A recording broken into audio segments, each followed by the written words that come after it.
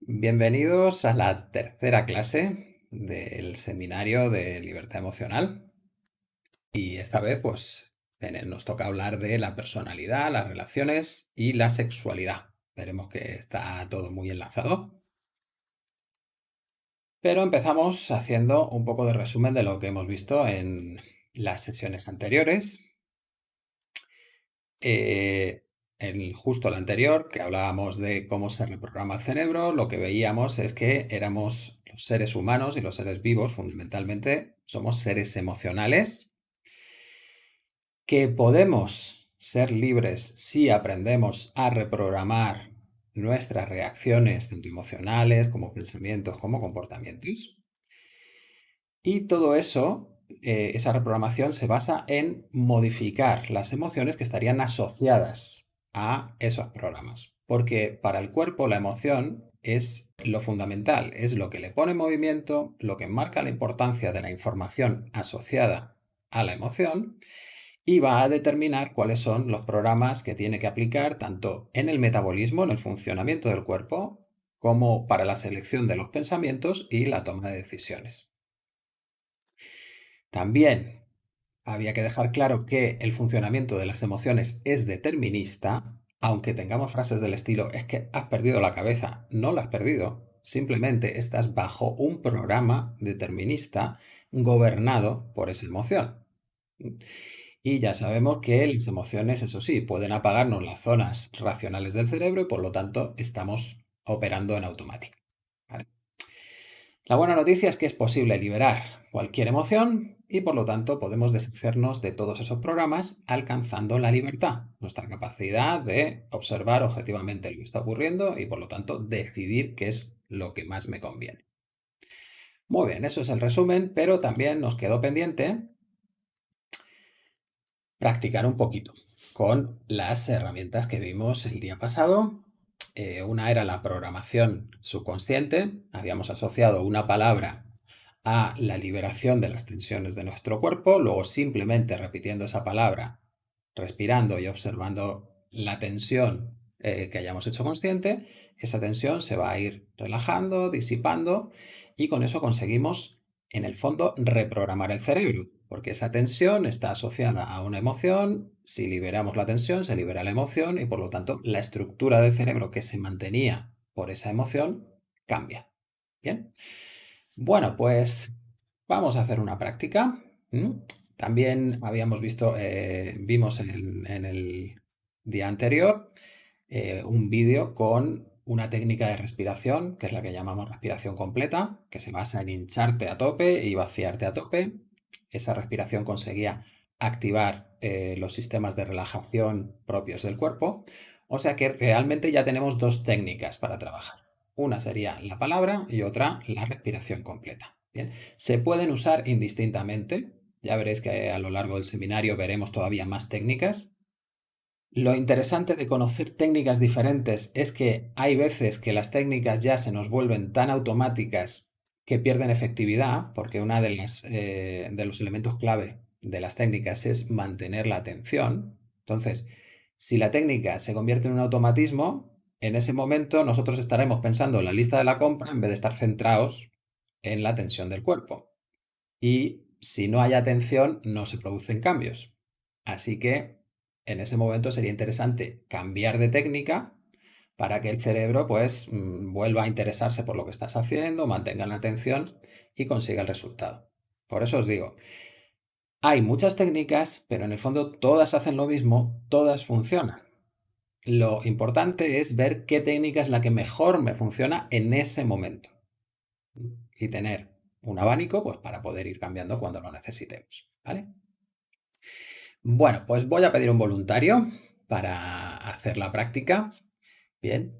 Lo que vamos a hacer es trabajar un poquito con alguna situación que sea pues un poco incómoda para nosotros. Pues lo ideal es, si tenemos una pequeña fobia a nadar, coger el coche, algún bicho, cosas así, bien, que en el fondo tampoco son tanto problema, pero que sí que nos generan un poquito de malestar, pues podemos hacer la práctica para que veáis cómo se puede cambiar rápidamente esa reacción E incluso veréis que ya nuestra mente empieza a procesar la información de otra manera, a decir que, bueno, que ya no es tan importante eso que me pasaba, ¿vale? Así que, ¿quién se ofrece de voluntario? Si todos miráis para arriba, al final le va a tocar a Jesús, porque es mi ayudante, así que... Si quieres, María José, probar, tú María verás. José, No. apúntate, apúntate. Venga, Sí, sí, venga. que no va a haber ningún problema, ni vamos a sufrir. Conecta el micrófono, conecta el micrófono.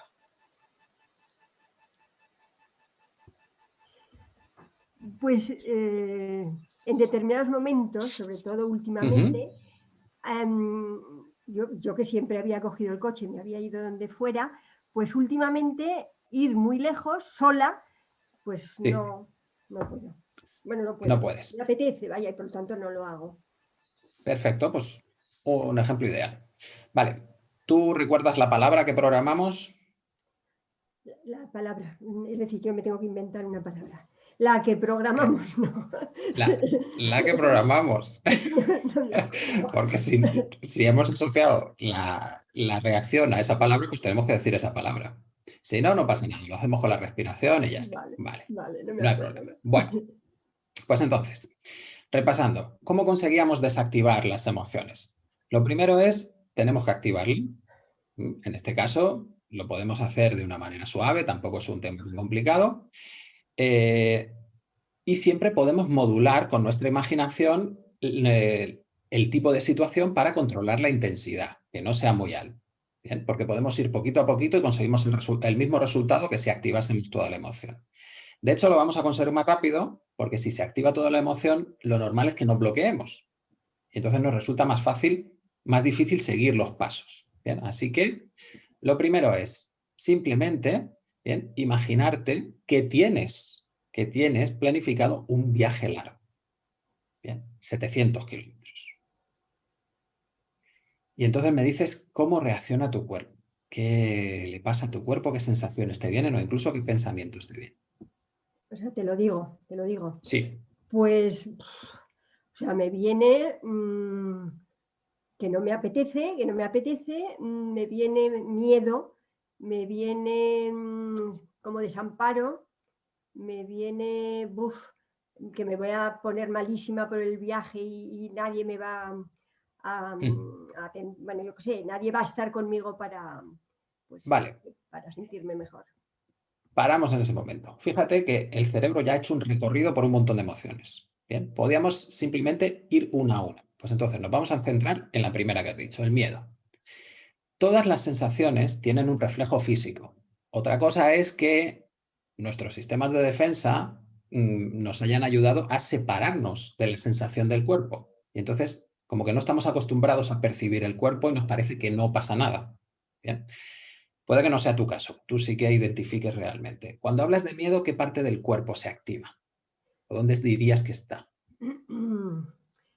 Es decir, lo que me ocurre, porque esto ya ha sido una cosa vivida, cuando inicio un viaje de este tipo, pues porque tengo que hacerlo, pues es que me viene como que se me va la visión, o sea, se me va como si me fuera a marear, ¿no? Como si se me fuera es que ahora no me sale la palabra, ¿sabes? Perfecto, mareo. Eso, Como sensación de mareo.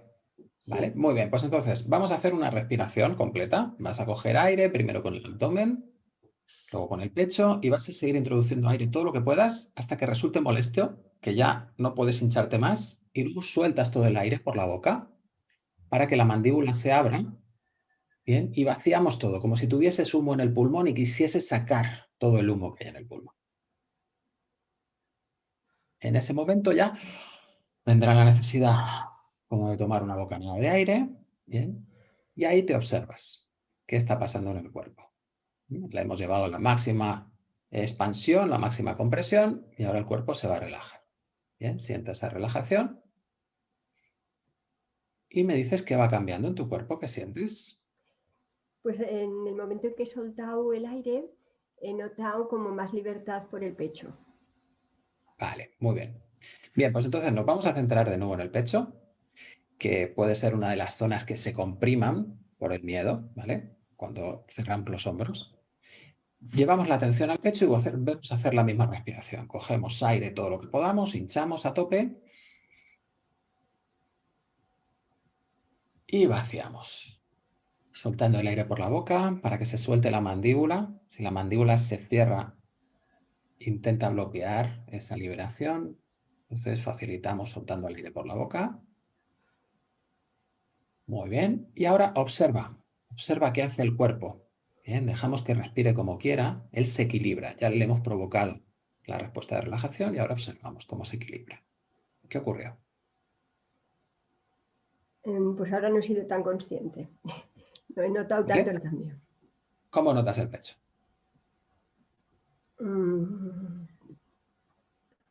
Pues un poco igual que antes, o sea, igual que la segunda vez, o sea, o que la primera vez. ¿Se ha tensado entonces? ¿Lo notas más tenso? Se ha tensado. Hombre, tensar no, pero no he notado cambio de la anterior relajación, digamos.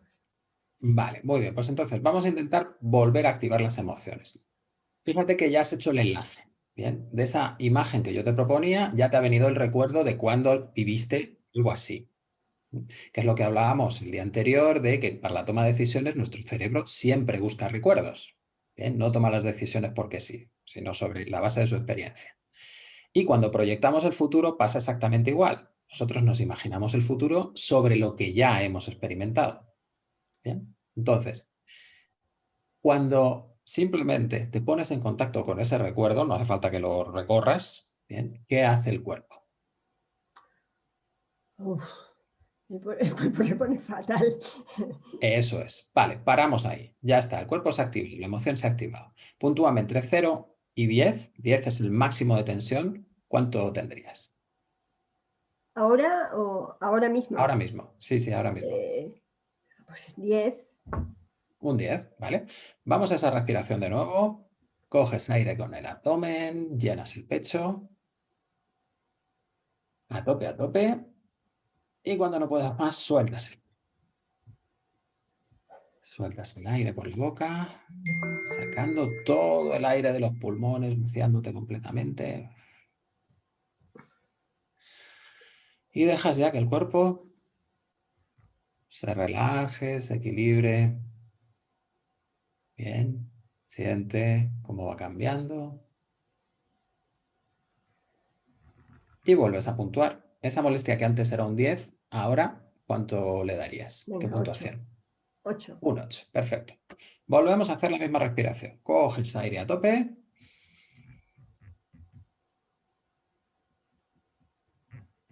Y cuando no puedas más, sueltas el aire por la boca y vaciamos del todo. Todo el aire de los pulmones, fuera. Y ahora ya está, esa bocanada de aire fresco. Dejamos que el cuerpo cambie, se reequilibre. Solo tenemos que observar, no hay que hacer nada.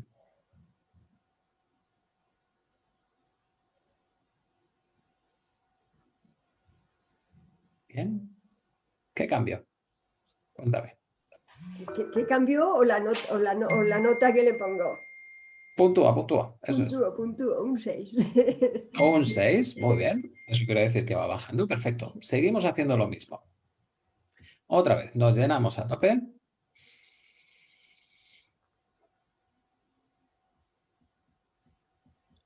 Y soltamos el aire por la boca, vaciando todo lo que hay en los pulmones.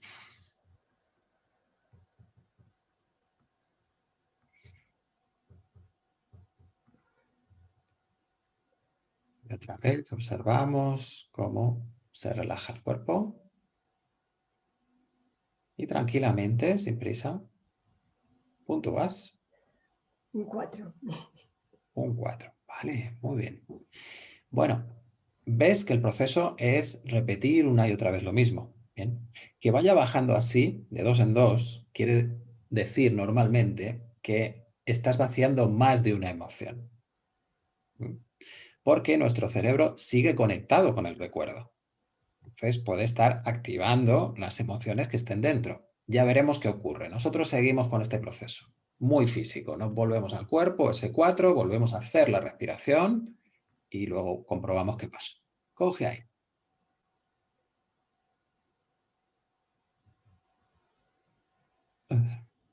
Soltamos el aire por la boca cuando no podamos más y vaciamos del todo.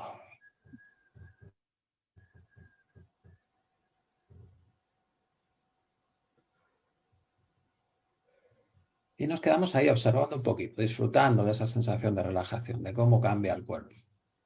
Bien, incluso buscando el placer en esa relajación. Muy bien. Y otra vez, hazte consciente, puntúa.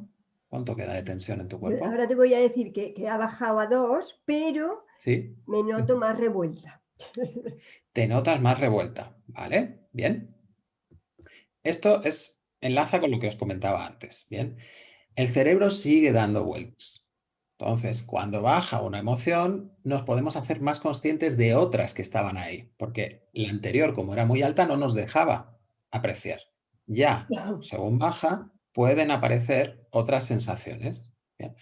Como nuestra apreciación de las sensaciones es relativa, no estás midiendo la intensidad absoluta, sino comparado con mi estado normal, pues cuánto siento, puede que esa sensación de revuelto, bien, no sea tan alta como la otra. Pero como es la que tienes ahora más clara, ¿cuánto le das de Un puntuación? 6, un 6. Un 6. Vale. Pues te centras en esa ahora, en esa sensación de revuelto. ¿Qué parte del cuerpo la tendrías? Pues yo creo que sigue en el pecho y, o sea, zona alta. Vale, muy bien. Pues vamos a intentar de nuevo con la respiración, a ver qué sucede. Cogemos aire a tope.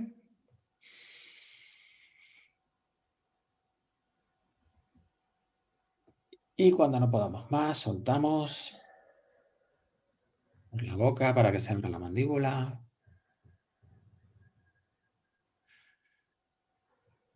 Y luego dejamos que el cuerpo relaje tranquilamente como quiera.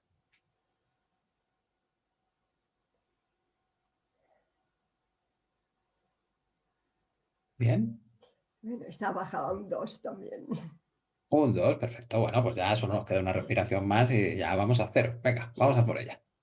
Volvemos a coger aire.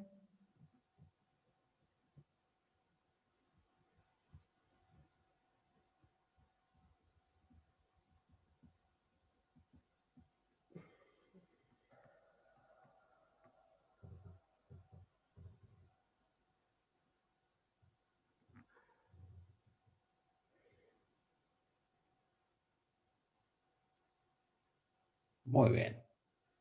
¿Qué tal? ¿Cómo te notas? Bien. Sí, ha bajado a 0, ha bajado a 0.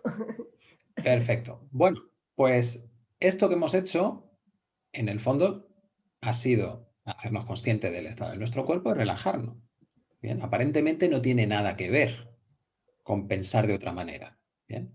Bueno, vuelve a esa idea de que tienes que hacer un trayecto de 700 kilómetros. Y me dices cómo reacciona ahora tu cuerpo, qué sensaciones te vienen. A ver, ya no me da tanto miedo y ya no pienso, pues eso, que durante el camino me va a pasar no sé qué y voy a estar solo. O sea, no me viene ese pensamiento. Vale, perfecto. ¿Veis?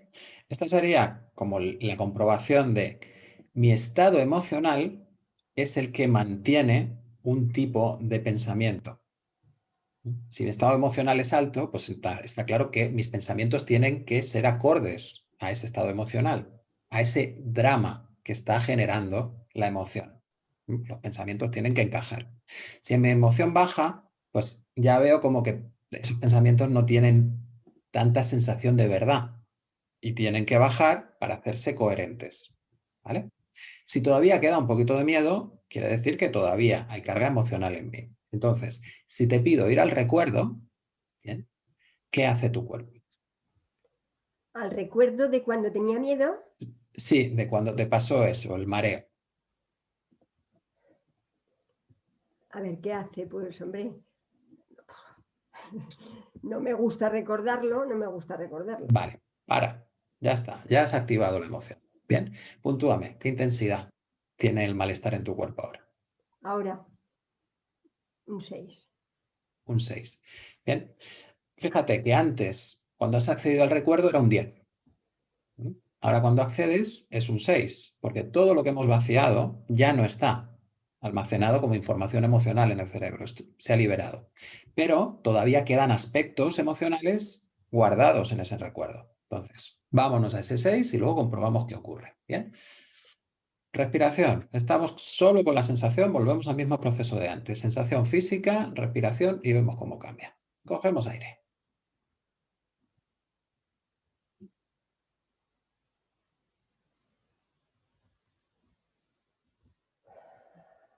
Vaciamos por la boca, eso es, perfecto. Intentando soltar todo lo que quede ahí en los pulmones. Y cuando el cuerpo pida esa inhalación profunda, ya observamos cómo se relaja, cómo cambia. Disfrutamos de esa sensación de relajación. Si nos tenemos que mover, estirar, lo que pida el cuerpo, lo hacemos. Bien. Y volvemos a puntuar. ¿Qué tensión queda en el cuerpo? 3, un 3. Un 3. Perfecto. Pues continuamos con lo mismo. Veis que el sistema es muy simple. Estamos repitiendo todo el rato lo mismo. Venga, otra vez. Respiración. Cogemos aire.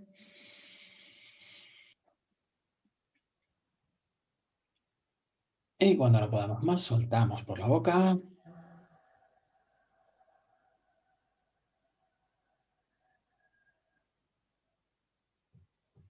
Y cuando el cuerpo lo pida, respiramos y ya dejamos que haga lo que él solo sabe cómo equilibrarse.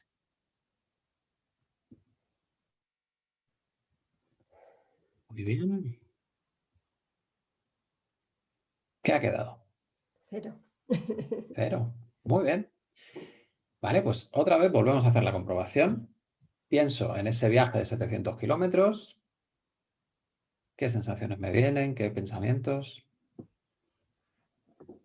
Ahora me viene, madre, que lejos, pero ya no es. Con un poco de pereza, ¿no? Vale, muy bien. Pues vete al recuerdo. Mira a ver qué queda en ese recuerdo.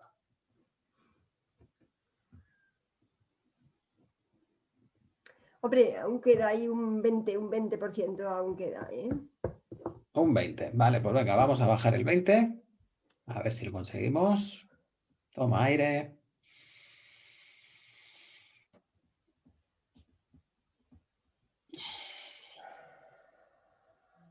Vacías del todo.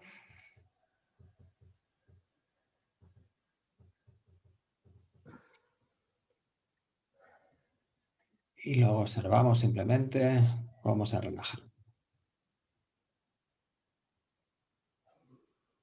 ¿Qué tal? Vale, ya bajaba a 0. Pero, muy bien. Vuelve al recuerdo. ¿Qué quedó? Así en abstracto no queda nada, luego ya se verá. Vale, muy bien. Bien, esa es una duda que nos va a quedar a todos porque nunca o casi nadie de los que estáis aquí ha hecho este ejercicio antes. Bien, entonces, eso de que las emociones cambien y de repente una situación que yo he estado durante años sintiendo con la misma carga emocional, ahora la recuerdo y no está la sensación, es como, esto no sé qué va a pasar, bien, porque no he tenido esa experiencia antes, ¿vale? Bueno, pues en tu caso es muy fácil. Puedes recordar esta tarde o mañana o pasado mañana la situación y ver qué pasa, si vuelve a aparecer la emoción o no. Bien. Ya te digo que lo normal es que no aparezca la emoción, que ya te quedes así permanentemente. Bien.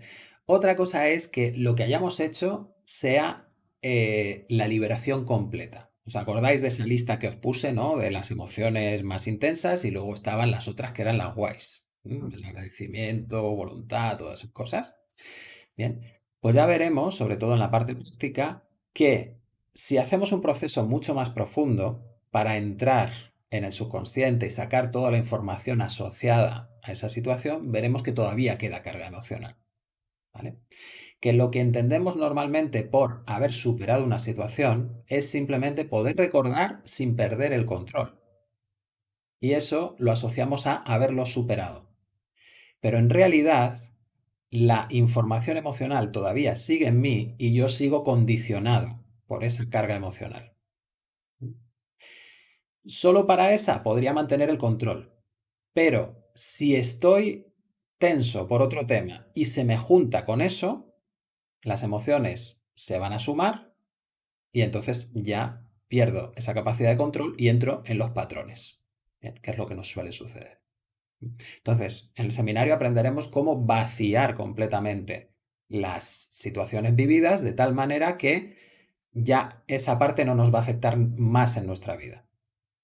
Y uno de los efectos que vamos a ver claramente es que ese tipo de situaciones, cuando las liberamos completamente, dejan de suceder. Es como que no atraemos ese tipo de conflictos a nuestra vida. ¿Bien? Y eso es el gran objetivo. No que yo viva las tensiones más controlado, ¿m? Que pueda enfrentarme a determinados temas y pueda mantener el control. No, lo ideal es que no se me vuelvan a dar ese tipo de situaciones en mi vida. Entonces, voy ganando pasos hacia ese estado de felicidad que es el ideal, ¿vale? Muy bien, pues entonces ya hemos acabado con la práctica y nos tenemos que introducir en la propuesta de hoy, que nos habíamos quedado con una pregunta el último día. Si somos seres emocionales, entonces lo que me define a mí son mis emociones. Habíamos visto que nuestros gustos partían de esas emociones y que esos gustos al final se van a poder proyectar también en mis relaciones. Vamos a intentar ver hasta dónde las emociones nos condicionan como personas, incluso en nuestro carácter. Bien, este hombre es Joan Ferrés i Prats, que ya os comenté el libro en la clase pasada, Las pantallas y el cerebro emocional, y nos dice que los seres humanos somos pues idénticos desde el punto de vista de que todos nos movemos por deseos y por miedos, por preferencias y aversiones.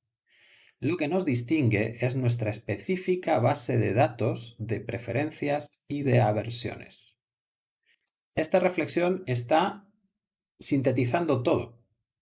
Lo que nos dice es, los seres humanos funcionamos todos igual, todos.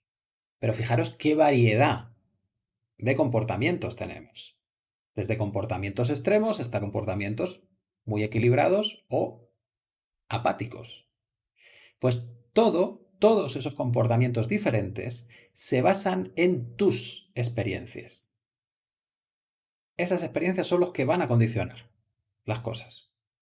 Si lo llevamos al símil de la informática, sería lo que esté escrito en tu disco duro, en tus experiencias, es lo que vas a poder utilizar para ejecutar programas, que son tus comportamientos y tus pensamientos.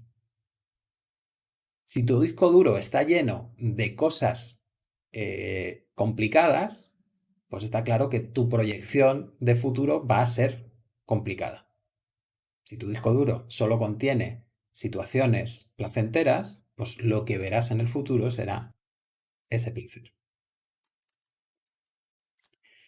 Por tanto, nuestros comportamientos irracionales no son aleatorios, son sistemáticos. Nuestra estructura cerebral lleva a cometer siempre un mismo tipo de error. Y esto que así dicho parece casi una sentencia, para mí es maravilloso, porque lo que me está diciendo es, si mis comportamientos no son aleatorios, si hay una estructura que los mantiene, si yo sé cambiar esa estructura, puedo cambiar cualquier comportamiento. ¿Bien? Gracias a que no son aleatorios. Así que, muy buena noticia, ¿vale? Todo lo que ocurre en nosotros lo podemos explicar y lo podemos cambiar. Pero tenemos que tener en cuenta que toda esa información que está en mi disco duro, todas esas experiencias, puede que no sea solo mía. Y hay experimentos que nos dicen, o por lo menos nos sugieren, que podemos heredar información emocional de nuestros antepasados. que no debería ser tan raro.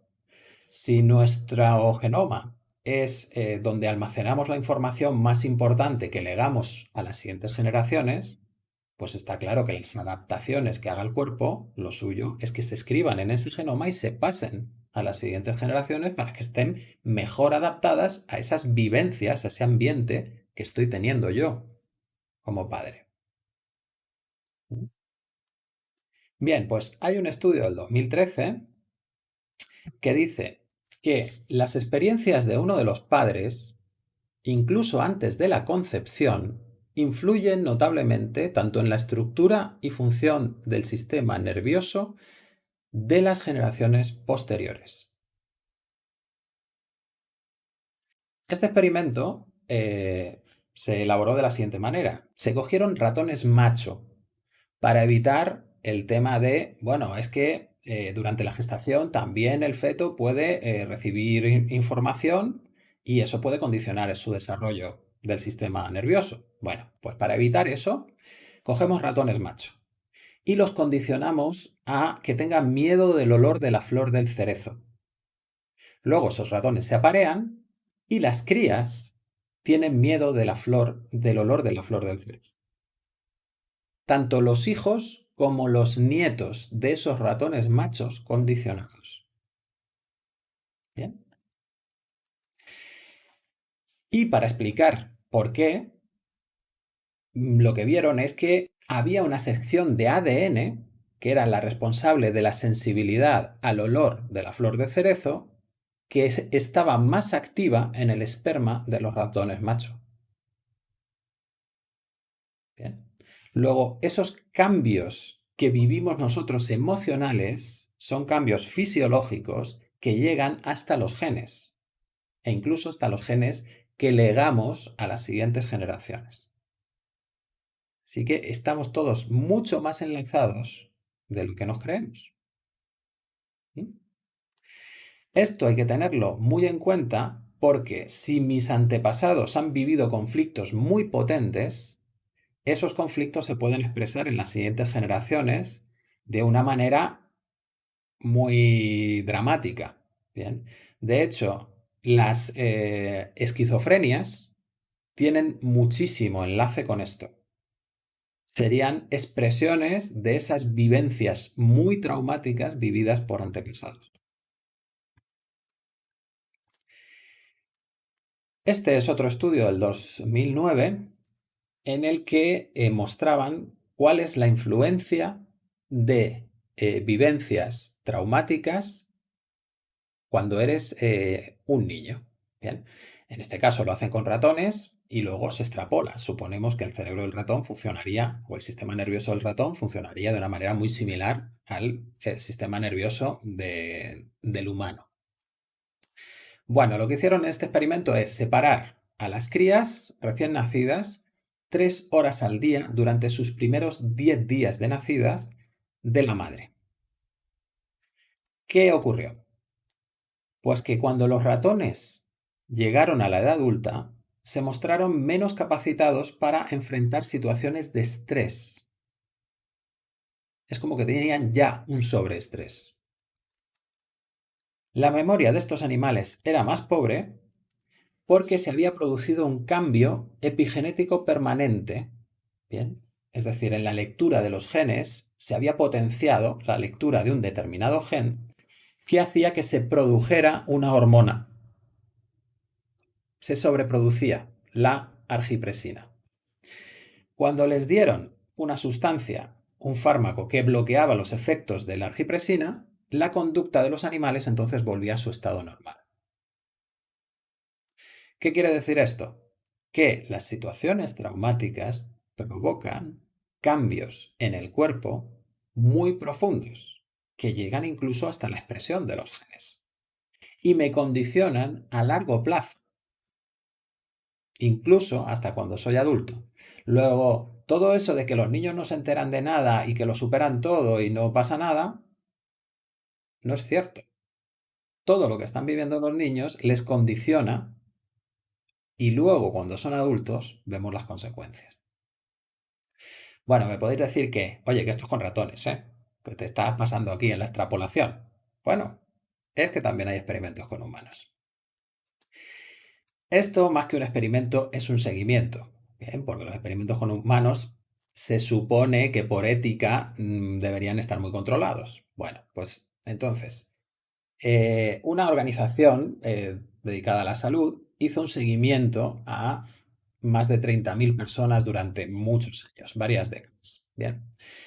Y lo que encontraron es que 7 de cada 10 causas principales de muerte en Estados Unidos estaban relacionadas con haber vivido situaciones infantiles adversas, es decir, traumas en la infancia. Porque esos traumas generan cambios fisiológicos y afectan al cerebro. El núcleo accumbens, que es el centro de procesamiento del placer y la recompensa, queda desestabilizado.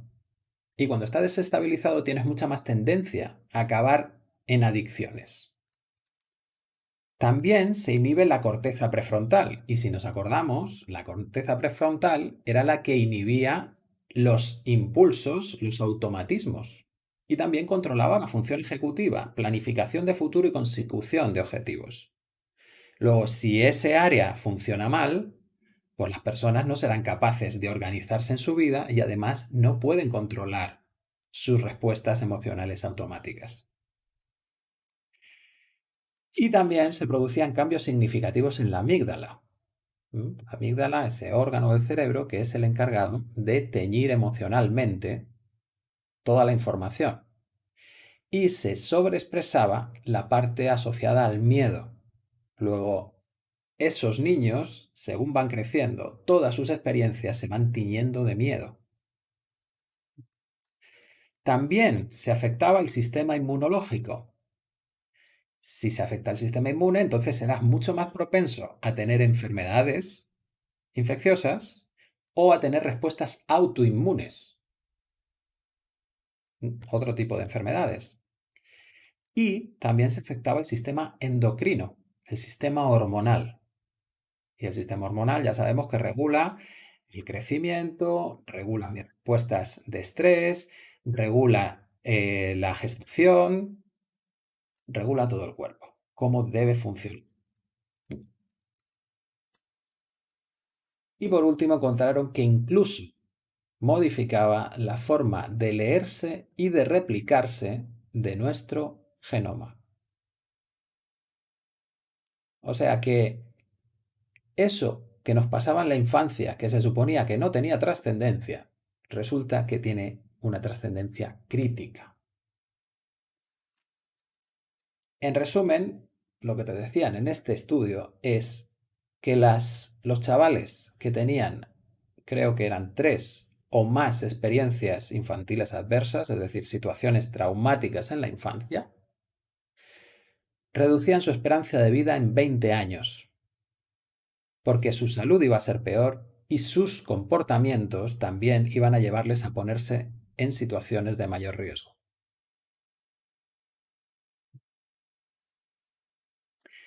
Por tanto, ya empezamos a ver de dónde nos viene toda esa información del disco duro que va a condicionarnos en cómo funcionamos fisiológicamente, cómo pensamos, cómo nos comportamos y cómo sentimos. Esto lo podemos resumir diciendo que todos nuestros problemas al final se van a basar en una serie de patas emocionales que los sostienen, que le dan fuerza y te hacen sentir que es cierto que tienes ese problema, y esas patas emocionales están arraigadas en las experiencias que has tenido a lo largo de tu vida, pero fundamentalmente en tu infancia o en gestación o heredadas. Tienes que tener en cuenta toda esa información. Bien. Y ya veremos que hay técnicas para acceder a la información heredada. Aunque digamos, es que yo no conocía a mis abuelos. No pasa nada, la información está en ti. Si tú tienes un problema, significa que esa información está ya en tu disco duro y por lo tanto puedes extraerla, porque el cerebro la está usando. Bueno, pues hay técnicas simbólicas que se puede jugar con el subconsciente para que esa información aflore y una vez vaciamos la carga emocional asociada a esa información deja de funcionar. Y por lo tanto, sanamos. ¿Bien? Bueno, esto pues puede parecer así lógico y tal, pero bueno, esto está tan claro. Vale, vamos a argumentarlo de otra manera. Bueno, si algo nos caracteriza a los primates es que tenemos como un instinto de apego. Como que nos juntamos entre nosotros y, sobre todo, los bebés. Los bebés en los primates están apegados a sus cuidadores no porque los cuidadores les alimenten, sino porque los cuidadores desencadenan el desarrollo de una disposición innata de los bebés a buscar la cercanía con un protector. Bien. Esto es un comportamiento muy diferente al que tienen el resto de mamíferos. Cuando hay una amenaza, los bebés mamíferos tienden a ponerse a salvo ellos, buscan la manera de ponerse a salvo. En los primates pasa algo diferente. Los primates buscan la protección de un adulto y es el adulto el que les pone a salvo. Bien. Luego aquí hay un elemento que tenemos que tener muy en cuenta en los traumas.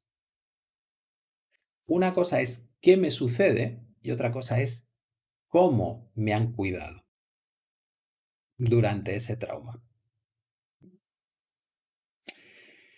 Para que se desarrolle ese apego, esa confianza del bebé en el cuidador, se requiere que el cuidador perciba, entienda y responda de manera oportuna y efectiva a las señales reales que envía el bebé. No es estar allí, ¿bien? Es que el bebé sienta que le estás entendiendo y que estás haciendo lo que él espera para sentirse seguro. O sea que va un poquito más allá de la simple presencia. Los bebés que desarrollan apego seguro es porque los cuidadores han demostrado que son confiables, que cuando el bebé los necesita, el cuidador está ahí dándole aquello que el bebé necesita. Y esto es lo que va a determinar la calidad de las relaciones posteriores de ese bebé. Cómo va a interactuar con los demás seres que hay en el mundo. Es decir, aprendemos cómo relacionarnos, cómo apegarnos, cómo amar a los demás. Bien, estas relaciones de apego al final se convierten en la base del desarrollo de, por un lado, la personalidad, por otro lado, la regulación emocional, porque ese protector es el que me va a ir enseñando cómo gestiono esas emociones, qué hago con ellas, y la formación de representaciones mentales tanto de uno mismo como de los demás. Es decir, si yo soy bueno, si merezco ser querido, si los demás son amorosos, si los demás son una amenaza. Todo eso, toda esa información se va desarrollando en base a esa relación de apego con nuestros cuidadores más cercanos. Y esto, tanto es así que hay un estudio que dice que ciertas experiencias que podemos tener en los primeros 12 a 18 meses de vida, luego evocan en los maestros, en los primeros años de escuela primaria y en los amigos y compañeros que te traten de manera exacta a cómo te trataron en esos primeros meses de vida. Es como que el niño atraería ese tipo de trato. Y esto es muy importante, porque lo que quiere decir es, la víctima está programada como víctima y atrae a la gente que la va a tratar como víctima. Luego, la víctima tiene que sanarse a sí misma para eliminar ese patrón que atrae ese tipo de contacto. Eso es fundamental, porque si no, no va a salir de ese estado. es mucho más importante que se sane ella, que sane esos patrones, que no que la protejan del exterior. Si sana el patrón, no necesita ninguna protección, ya no atrae a ese tipo de personas. Y esto es muy instintivo. Bien, de hecho pasa en los animales. Los predadores no buscan a los animales más fuertes, buscan a los más débiles. Los detectan y son esos a los que van a intentar capturar. Bien. Pues esas vivencias que tenemos en nuestra infancia son las que determinan si nosotros nos sentimos como seres confiados y fuertes o nos sentimos como víctimas vulnerables. Y de ahí vamos a empezar a proyectar esa información hacia afuera y vamos a traer determinadas personas que encajan con esa información. Esto yo sé que es polémico, según lo he contado, bien, pero cuando lo enfocas así, encuentras una solución completa. Sanas ese patrón, desaparece ese tipo de situaciones de tu vida. Bien. La otra manera es, bueno, te protejo, pero ¿hasta cuándo? Toda la vida. Y tú vas a poder expresarte equilibradamente y vas a poder crecer con ese patrón de víctima, de sentir que eres vulnerable. Pues difícilmente. Bien. Bueno, tipos de apego. Se han hecho estudios y entonces se han catalogado diferentes maneras en la que los cuidadores tratan a esas crías.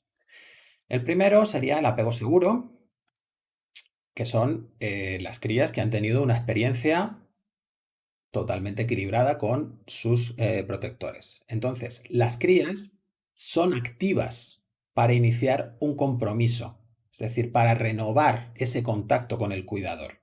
Son ellas las que salen hacia afuera para contactar. Y las sensaciones que tienen es que son dignas, sus emociones valen la pena expresarlas y sienten que van a ser aceptados por los demás, porque lo han sido por sus protectores. Luego tenemos el apego sobreprotector.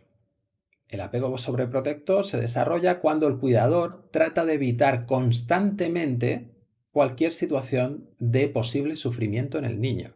Posible. Porque eso lo interpreta el cuidador. Y cuando es sobreprotector, lo que intenta es que no le pase al niño lo que me pasó a mí. Luego, normalmente el sobreprotector se está moviendo desde sus heridas. ¿Qué ocurre cuando haces eso? Pues que el niño no sabe hacer nada solo. Siempre necesita a alguien que le ayude, porque no ha desarrollado esa seguridad.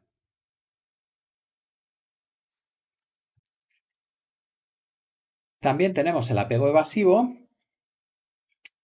que se desarrolla cuando tienes ahí a tus padres, tienes a los cuidadores, pero no te dan exactamente lo que necesitas.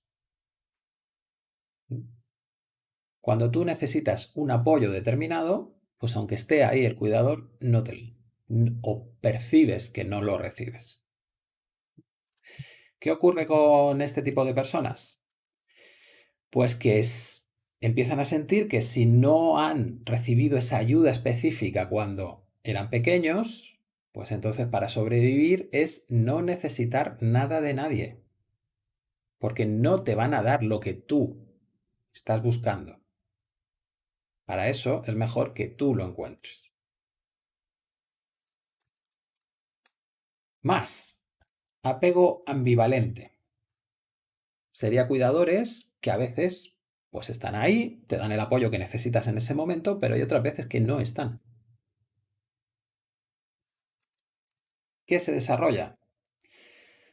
Pues personas que son inseguras en las relaciones. No saben si esa persona que les ha ayudado en un momento va a seguir ahí, ayudándoles. Bien, y eso puede llegar a desarrollar en las relaciones íntimas, pues la incapacidad de confiar en el compañero, en la pareja. Porque en algún momento sientes que no va a estar. Entonces puedes llegar a decir, pues antes que sufrir porque no está, me voy yo. y siempre estás continuamente buscando la pista de cuándo no va a estar. Y por último tenemos el apego desorganizado, que según estos estudios tiene más o menos el 20% de la población. Porcentaje alto. El apego desorganizado se desarrolla en bebés que están sujetos a conductas atemorizantes o abusivas de los cuidadores. Y entonces se desarrolla en ellos un conflicto. Por un lado, mi tendencia es acercarme al cuidador, pero también tengo miedo de él porque ya he recibido daño. ¿Bien? Eso genera como una esquizofrenia en tu mente. Quiero acercarme a la persona que me castiga. ¿Qué provoca? Pues que al final yo no voy a poder regular mis emociones, mi identidad se fractura porque hay una parte de mí como que quiere hacer algo que la otra parte tiene mucho miedo que haga. Voy a tener una carga emocional muy alta. Bien, todas esas situaciones en las que mi cuidador me ha hecho daño son traumas y por lo tanto voy a tener una sobrereactividad emocional y a poco estrés que haya, mi cerebro colapsa, no voy a pensar con claridad. Luego mis decisiones van a ser catastróficas en ese momento. Y lo que voy a intentar es obtener lo que pueda del otro en el momento que pueda. Porque es lo que podía sacar de mis padres. En algún momento me trataban bien. Disfruta ese momento y saca todo lo que puedas, porque al siguiente pueden venir los palos. Bien. Son personas que no pueden confiar en los demás. Y por lo tanto ellas no son confiables.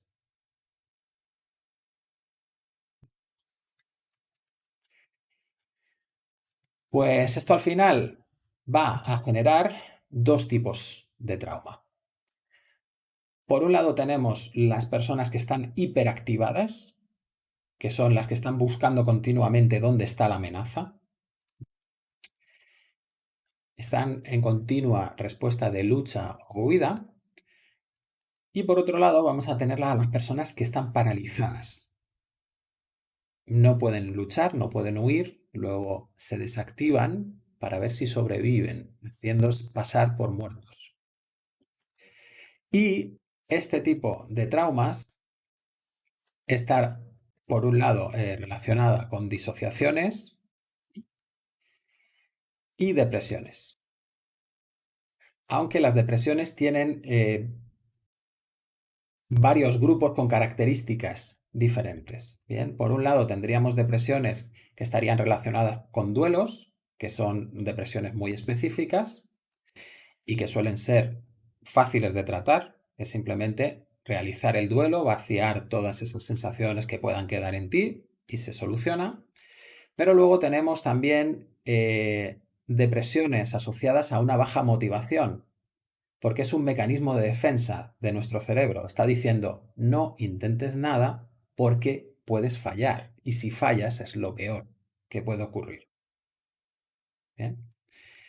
También hay otro tipo de depresiones que son como cíclicas, ¿bien? Porque hay un conflicto entre querer sentirme importante y hacer daño cuando me siento tan importante. Entonces, cuando estoy en mi fase soberbia, normalmente los demás sufren y para controlar y que me vuelvan a aceptar, lo que hago es meterme en una fase de vergüenza de lo que he hecho. Entonces me vuelvo vulnerable y los demás tienden a acercarse. Cuando ya esté un tiempo en esa fase de vergüenza, llega de nuevo la confianza, pues puedo volver a mi fase de soberbia y ya estoy en ese bucle continuo. También hay personas que pueden estar en depresiones por pensamientos rígidos sobre cómo funciona la vida y por tanto no hay escapatoria del sufrimiento. Y, muy importante, y este se da mucho en personas mayores, el desempoderamiento. También hay estudios que dicen que Cuando a una persona, ya sea porque es mayor, ya sea porque ha tenido un accidente, está enferma, empiezas a ayudarle de una manera que no le deja hacer nada, esa persona al final empieza a sentirse inútil.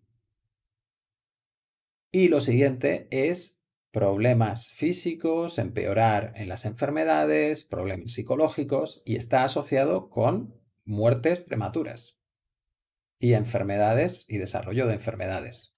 Bien. Entonces, lo importante cuando interactuamos con otras personas es permitir que tengan su espacio, que ellos sienten que valen. Hacer todo por el otro es incapacitarle.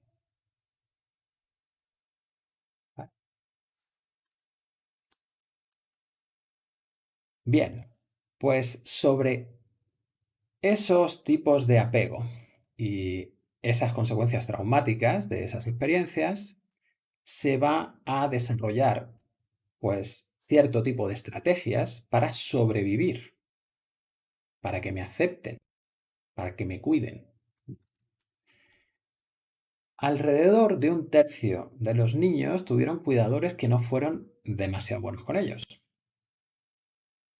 Ya sabemos que el 20% chungo chungo, pero ya un tercio, 33%, no demasiado bien. ¿Cuáles son las consecuencias? Que esos niños empiezan a desarrollar estrategias para sobrellevar la situación. Una estrategia es apagarse, que tiene que ver con ese tipo de depresión, respuesta de parálisis. Me apago y vivo de una manera mecánica sin emociones. Otra posible estrategia es convertirme en un buscador de atención. Constantemente tengo que comprobar que los demás me están aceptando, que están ahí para mí. Pero si tienes ya el apego desorganizado, no vas a ser capaz de encontrar una manera consistente para responder a tu entorno. No vas a tener una estrategia fija. Vas a estar continuamente cambiando, viendo qué es lo mejor que puedo hacer. Y como no me suele funcionar, pues tengo que buscar otra cosa y estar saltando.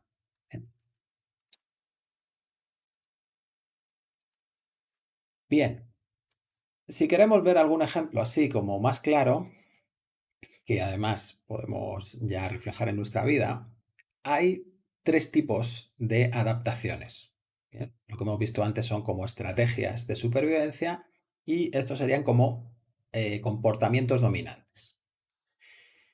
Un autor nos dice que, como no podemos hacer dos cosas a la vez, nosotros nos centramos en o sentir, o pensar, o hacer.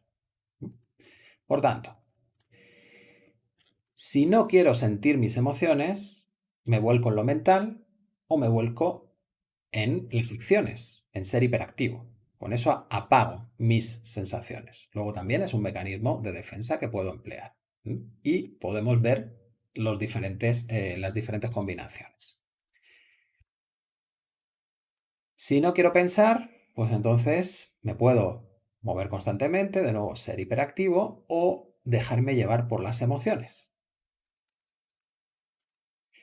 Y si no quiero hacer las cosas, para no equivocarme, por ejemplo, pues entonces siento, me vuelvo soñador o me meto totalmente en la mente. Me vuelco en la filosofía, matemáticas, transformar el mundo en mi cabeza. Bien. Así que si nos vemos en alguno de esos puntos que lo tenemos como más activo, yo soy muy hiperactivo o yo soy muy mental, pues ya sabemos que estamos huyendo de alguno de las otras dos partes y que nos tendremos que acercar a ellas para empezar a reequilibrarnos. Muy bien, pues entonces más o menos quedaría explicado cómo funciona el desarrollo de la personalidad, de los tipos de caracteres de personas, vale. Pero esto ya es fijo o se puede cambiar. Bueno, sabemos que se puede cambiar. Sabemos que se puede cambiar y además hay investigaciones muy interesantes en los últimos años, esta es del 2015, en la que nos muestran cómo curar los síntomas de la depresión simplemente activando recuerdos felices. En este experimento lo que se hizo es generar depresión en ratones sometiéndoles a descargas eléctricas aleatorias. Fijaros lo importante que es esto de lo aleatorio. Cuando aparece lo aleatorio en mi vida, el cerebro colapsa, porque si no puede predecir, se encuentra indefenso y entra en depresión. Bueno, pues lo que hicieron en este experimento, antes de someterles a ese tratamiento que les llevaba a la depresión, fue marcar optogenéticamente recuerdos felices anteriores a la depresión. Y para los ratones un recuerdo feliz era haber estado con una hembra, los ratones machos. Bien, marcaron ese recuerdo y con el láser, si os acordáis de la clase anterior, podían activar el recuerdo cuando quisieran. Bueno, pues activando las memorias placenteras 15 minutos, 2 veces al día, durante 5 días seguidos, consiguieron hacer desaparecer los síntomas de la depresión.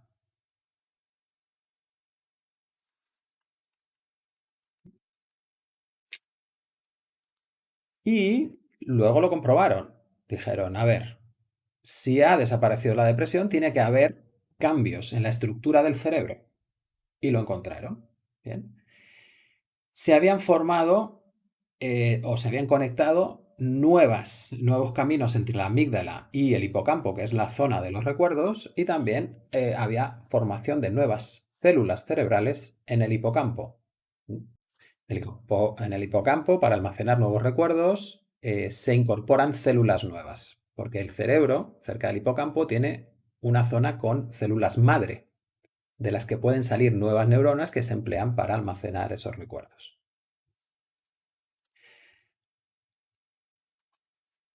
El comportamiento depresivo, según la explicación en la observación del cerebro, fue superado porque se formó un circuito nuevo entre el hipocampo, la amígdala y el núcleo accumbens, que era el que estaba relacionado con el procesamiento del placer. Bien, este experimento lo que nos muestra clarísimamente es cómo se modifica el cerebro para mostrar diferentes comportamientos. Los comportamientos provienen de estructuras de tu cerebro. Si tú eres capaz, por alguna técnica, de modificar esas estructuras, los comportamientos también cambian. Pero en este experimento te están diciendo que simplemente hacerte sentir emociones positivas logra cambiar la estructura de tu cerebro, sacándote del trauma, de la depresión. Bien, esto es una vía súper interesante, pero queda algo en el aire. ¿Podemos aclarar mejor cómo funciona esto? Pues os pongo un ejemplo y luego os comento un experimento que ya lo deja absolutamente claro.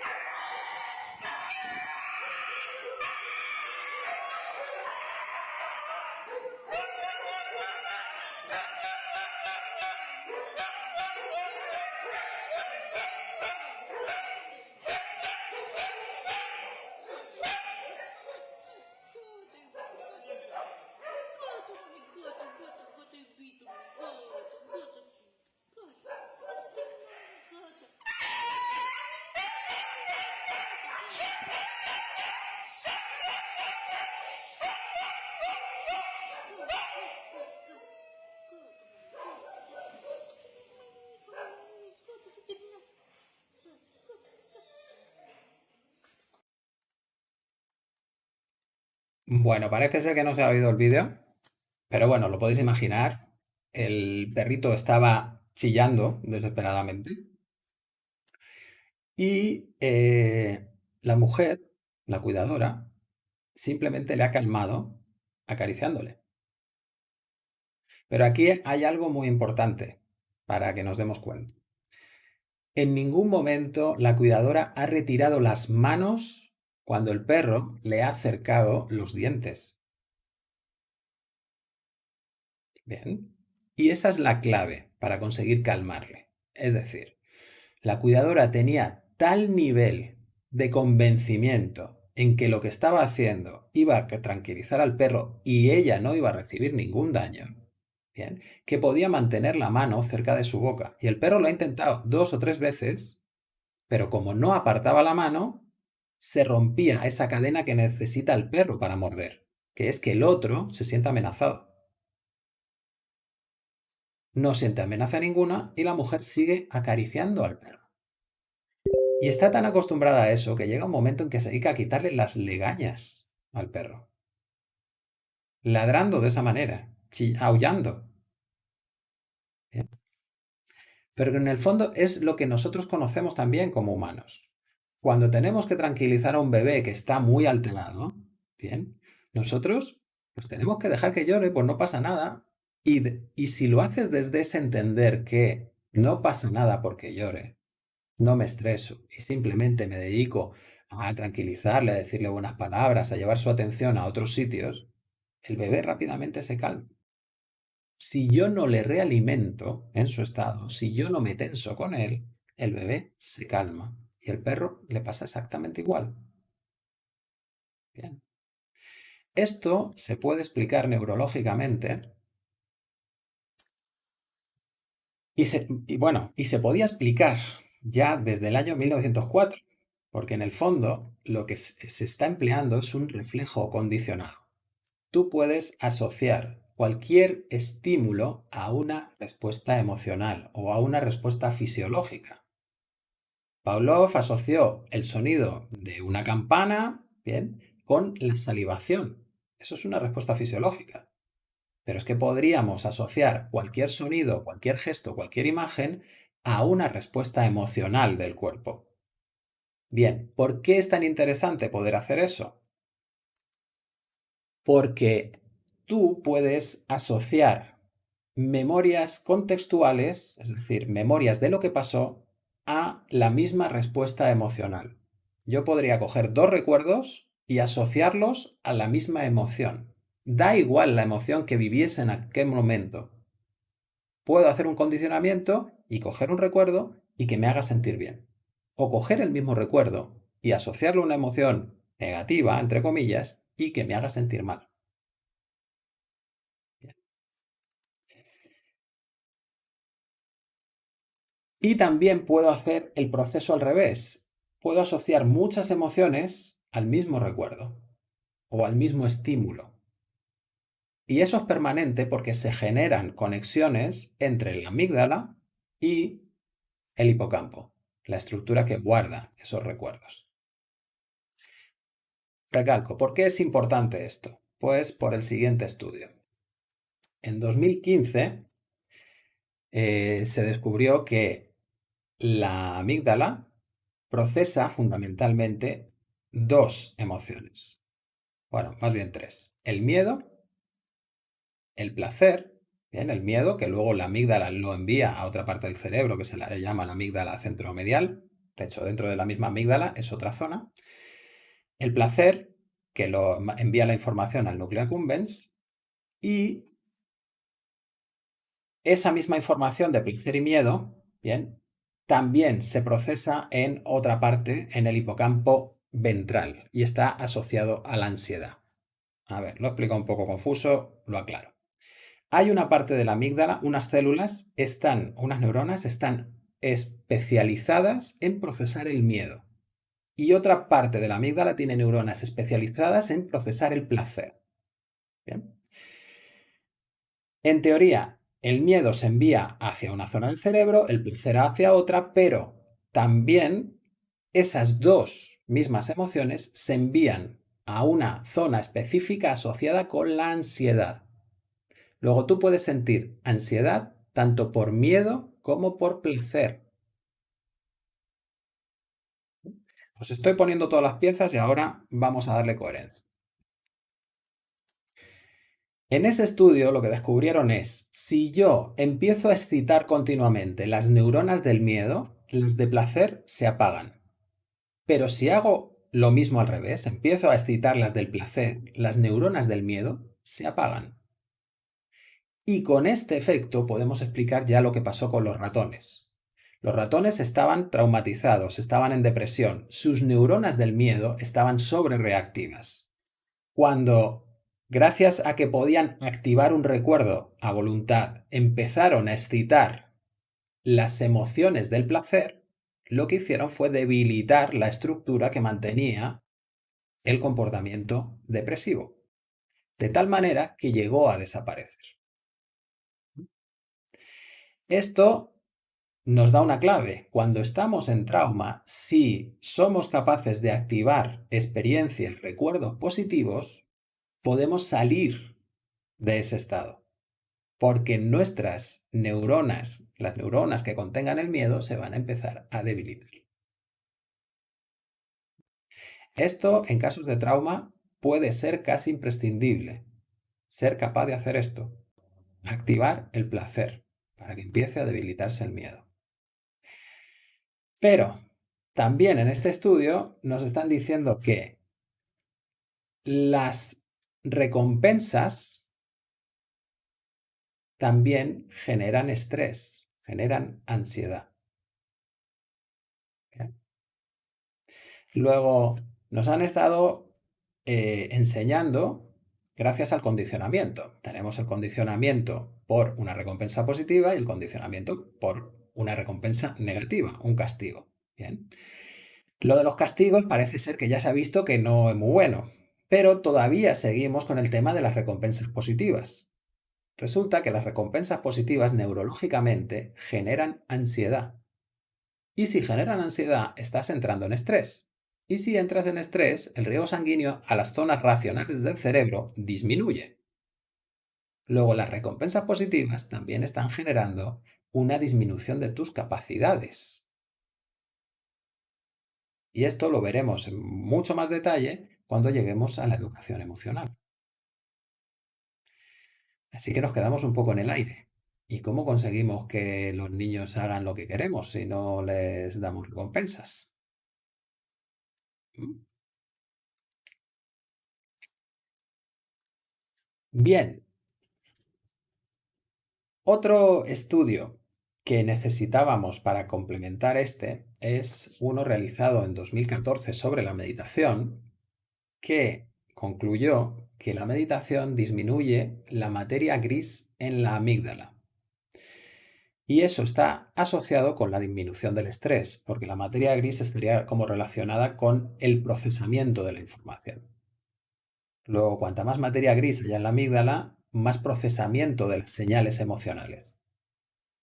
Si se va reduciendo, quiere decir que esa información emocional ya no es tan intensa. Vale, pues entonces ya tenemos las dos piezas de las que hablábamos en el día anterior. Cuando queremos eliminar programas, la meditación es lo que permite que las estructuras de la amígdala se vayan deshaciendo. La emocionalidad baja y entonces el cerebro puede procesar la información de otra manera. Y la meditación no es más que atención focalizada, que sería lo básico para un reaprendizaje. Pero ya sabemos que para mantener la atención necesitamos que los lóbulos frontales funcionen. En situaciones de trauma eso no ocurre. Vale, pero ya sabemos también que si soy capaz de activar el placer, las neuronas del miedo se van a debilitar, voy a debilitar la respuesta de trauma y entonces salgo de ese estado y podré volver a aplicar el reaprendizaje mediante la atención. Luego, estos dos estudios te dan la solución completa a cómo se reprograma el cerebro, cómo cambiamos.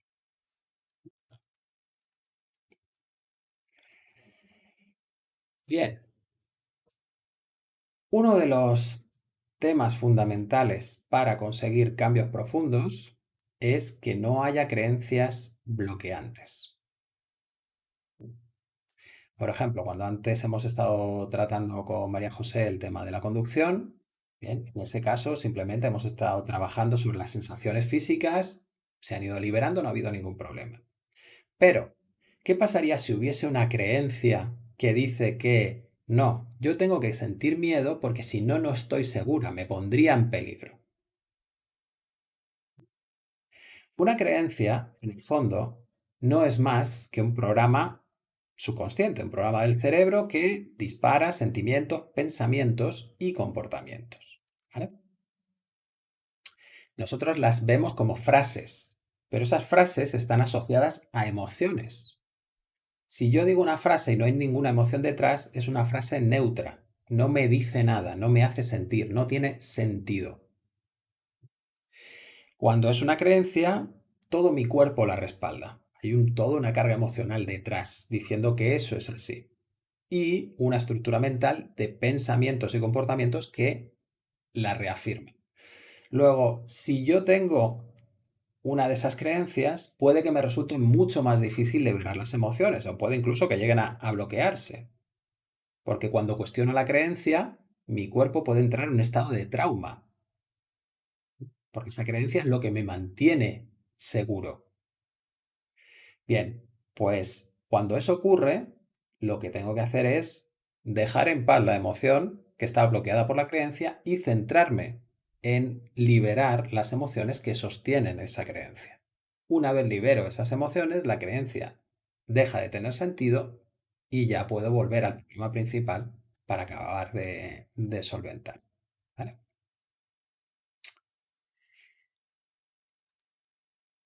Muy bien.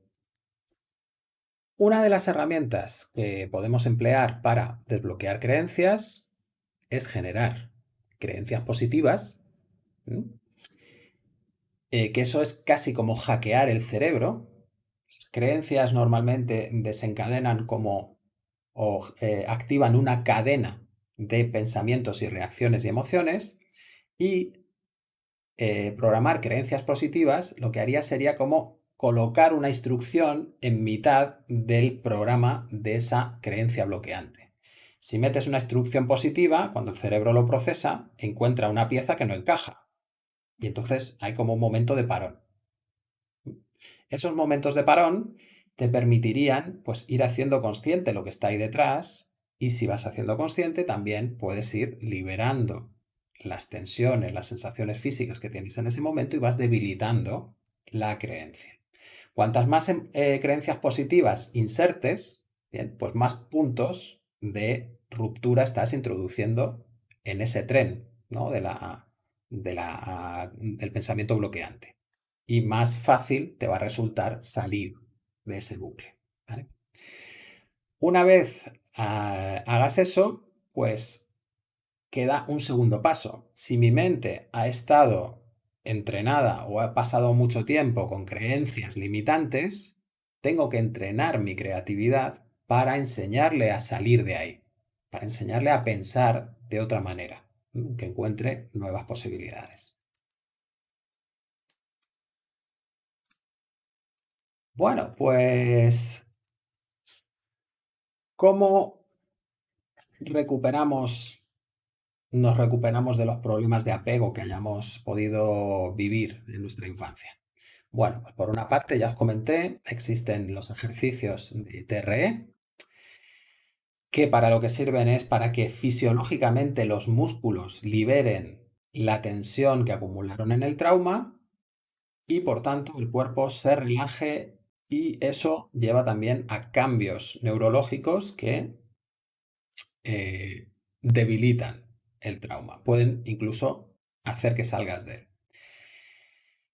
Eso también te va a permitir hacerte consciente de cómo te sientes. Cuando estás en trauma, las sensaciones pueden ser tan intensas que realmente estás bloqueado, no tienes conciencia de dónde están las tensiones en tu cuerpo.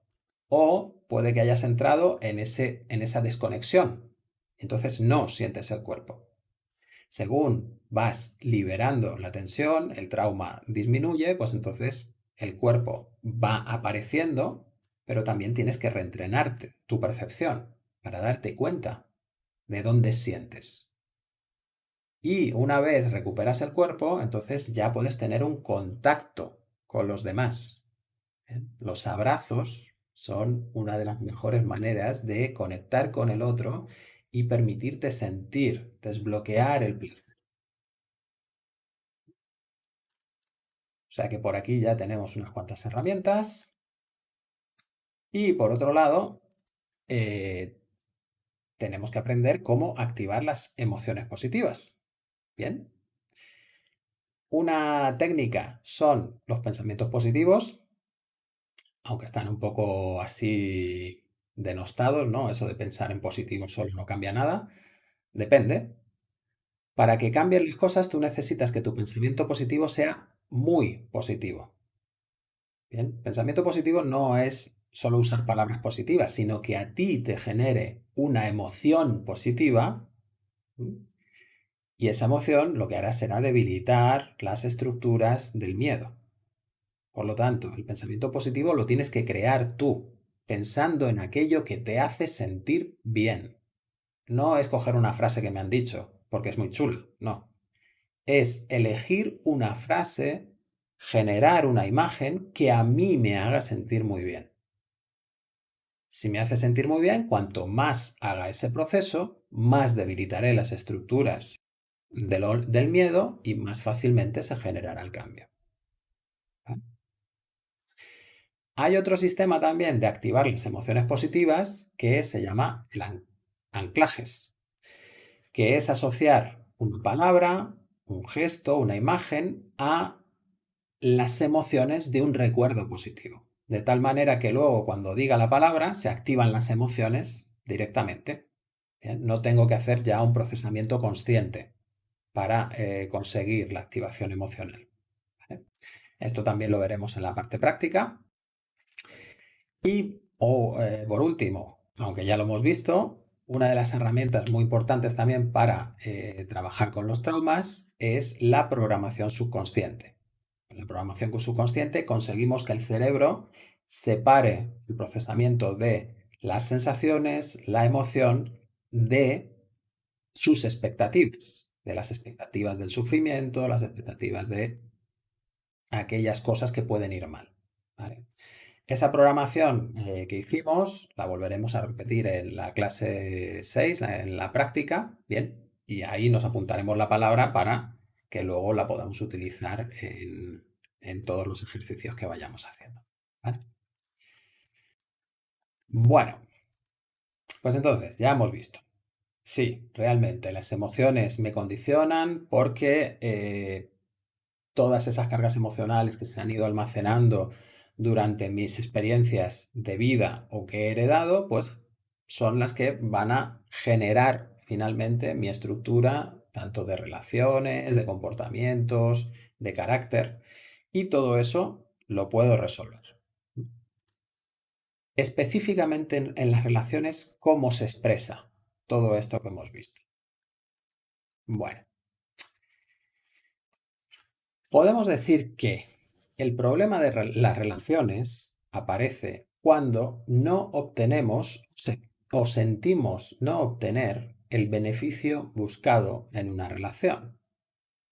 Porque lo primero que nos tenemos que plantear es que toda relación es egoísta.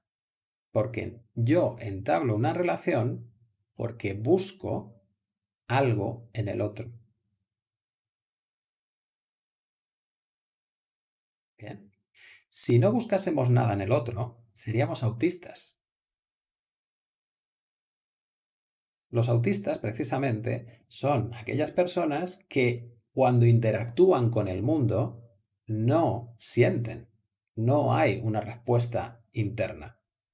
Luego, si lo de fuera no me devuelve una respuesta interna, ¿para qué quiero interactuar con el exterior? Me quedo dentro. Bien. En las relaciones, nosotros buscamos algo. aunque solo sea sentirnos bien porque estamos cerca de alguien. La relación siempre implica eso que yo busco. Y si no soy consciente de que busco algo en una relación, pues entonces voy a tener un problema. Porque ¿cómo consigo conseguir ese algo si no sé qué es? Analizándolo un poco. Cuando interpretamos que el otro no hace lo que queremos, bien, lo primero es que antes de echarle la culpa al otro, tendremos que saber claramente qué queremos y cómo lo queremos. Y esto está muy condicionado por nuestra sociedad. Aquello de ¿qué buscas en una relación de pareja? El amor. Vale, ¿tú sabes qué es eso? Ese amor, ¿sabes qué es? ¿Cómo hay que sentirlo? ¿Cómo se consigue? ¿O estás esperando que el otro te dé ese amor que tú ni siquiera sabes cómo es? ¿O crees que lo sabes porque has visto unas películas o unos libros o te han contado que el amor es de esta manera específica? Bien, si te lo has creído y lo has intentado, pues puedes haberte dado cuenta que no encajaba para nada. Entonces has tenido una relación que no va a ningún sitio porque no sabía realmente qué quiero ni cómo conseguirlo.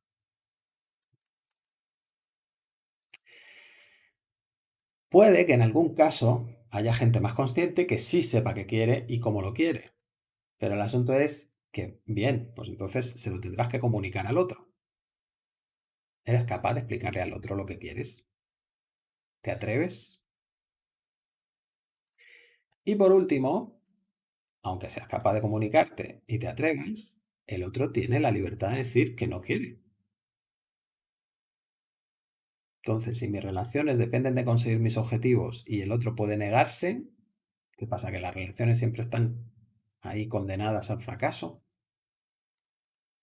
¿Cómo podemos resolver este problema? Bueno, pues si vamos paso a paso, nos podemos ayudar con esta frase. Para entender qué pasa dentro de nuestra mente, hemos de mirar hacia afuera. Y para entender qué pasa en el exterior, hemos de mirar hacia adentro. Esta frase lo que resume es el efecto espejo. Mis deseos siempre parten de mis carencias. Luego, cada vez que deseo algo, mi mente lo que está buscando es encontrar una solución a una sensación de carencia. Y mi mente interpreta que eso que está fuera, que yo quiero, es lo que va a tapar o va a eliminar esa sensación de carencia.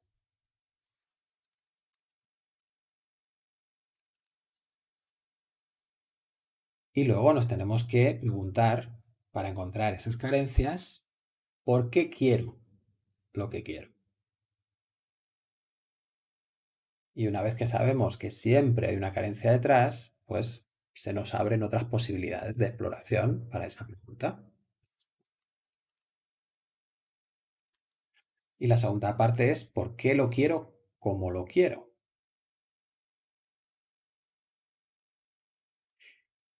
En el fondo, estas dos preguntas tienen que ver con esa carencia y tendrán que ver con las vivencias que hayan fijado esa carencia. Porque recuerdo, el estado base del cuerpo cuando no hay tensión es la paz. Y cuando estás en paz, todo está bien. Y si todo está bien, no necesitas nada. No hay carencias. Luego esas carencias se generan por vivencias, entre comillas, traumáticas. Y a partir de esa vivencia, mi cerebro va a interpretar que esto me soluciona esta carencia, pero siempre que sea de este modo. Si no, no va a funcionar.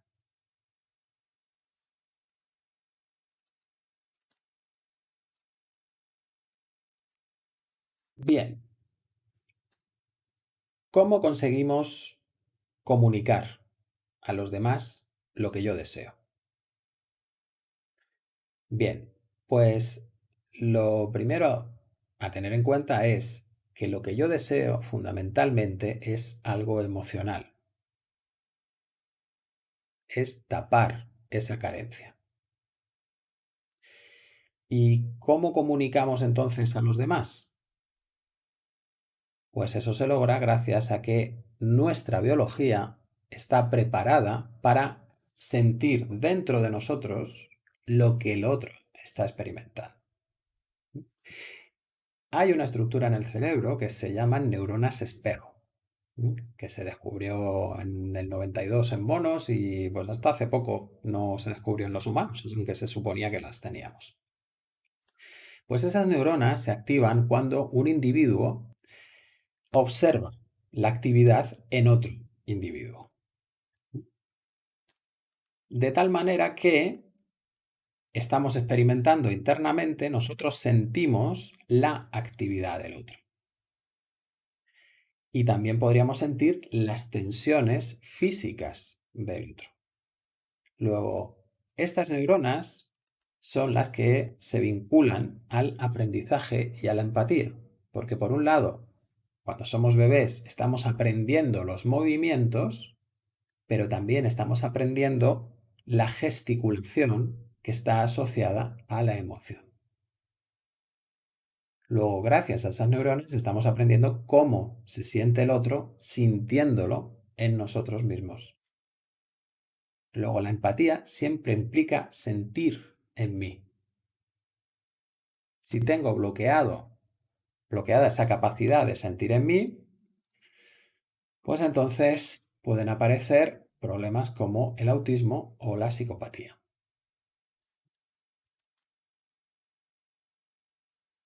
Ejemplo.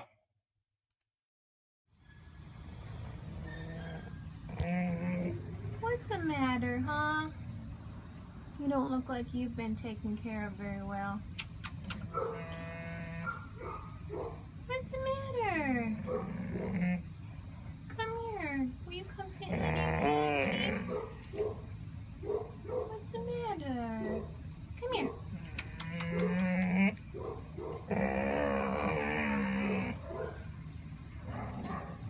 Come here. Okay. Oh, I see a tail wag. There's the tail wag. Oh, look at all those flies on you. Good boy. Come here.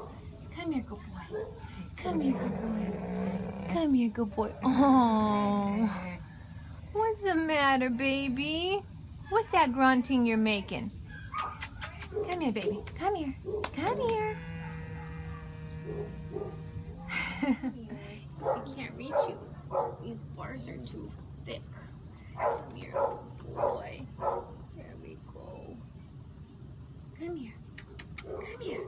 Come here. Come here. I knew I was going to talk you into it. You're almost there. Come here. Come here. Good boy. There we go. Hello, Angel. See, you're not aggressive. You just was scared. Good boy. That's a good boy. Come here, so sweetheart. Oh,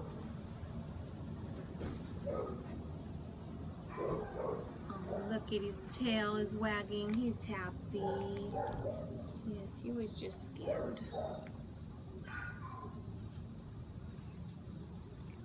Good boy. Yeah, you haven't been treated very well. Not at all. Good boy. Look at that face. Oh, you're so sweet.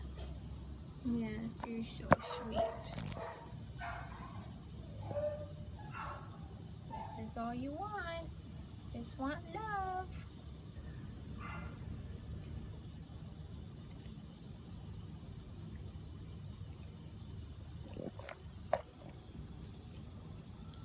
Oh boy. Can I have a kiss? Oh, look at you stretching so that you could get love. Oh boy. Podéis comprobar en el vídeo que este perro casi tiene una mirada de humano. Bien. Es un perro rescatado de peleas de perros. Por lo tanto, debería ser súper agresivo. Y la chica, pues otra vez, simplemente está utilizando su voz para transmitir esa emocionalidad. Ese, oye, que quiero ser tu amiga, que quiero estar contigo. Y el perro tiene reacciones casi humanas, porque de primeras la mira, pero aparte la mirada rápidamente. Es decir, no me quiero fiar de ti. Aunque me estás transmitiendo esa sensación de buen rollo porque se le mueve el rabo, el pobre perro no es capaz de fingir y decir, quieto, que me están descubriendo. La mira y aparta la mirada para no dejarse influenciar. No se fía. Pero la otra sigue y le sigue transmitiendo esa emocionalidad. Y el perro sigue reaccionando ante la emocionalidad y otra vez vuelve a mirar y se le mueve más el rabo. Es decir, está confiando más. Pero otra vez se resiste. Vamos para atrás. Y poco a poco en ese proceso de seguir transmitiendo esa sensación de calma, de yo soy tu amiga, el perro se va rindiendo. Y otra vez nos muestra el vídeo lo mismo que vimos en el anterior. El primer contacto que hace esta chica con el perro es en la boca. Le toca el morro. ¿Bien? ¿Cuánto miedo tiene que tener esta chica del perro? Absolutamente ninguno. Y eso es lo que consigue que el perro salga de ese estado de amenaza. La confianza. No te estoy devolviendo en ningún momento una sensación, un gesto que te ponga en alerta. Por lo tanto, bajas y te calmas. ¿Bien? Todo eso es empatía. El perro está sintiendo internamente lo que ve en esa chica afuera. Incluso lo que oye, el tono de voz. Todo esto está estudiado y los investigadores nos dicen que cuando intentamos transmitir información emocional, el 55% de esa comunicación está indicado en el lenguaje del cuerpo. El 38% en el tono de voz y solo el 7% en las palabras. Por eso los animales reaccionan, por eso los bebés reaccionan. No por lo que estamos diciendo, el significado de lo que decimos, sino por todo lo demás que estamos transmitiendo a través de nuestro cuerpo y nuestro tono de voz. Eso es lo que convence al otro. Bien. Y en las relaciones, en esa comunicación con la que buscamos conseguir nuestro objetivo, tenemos que transmitir la emoción para que el otro nos entienda, pero sobre todo para que el otro se contagie de lo que nosotros queremos.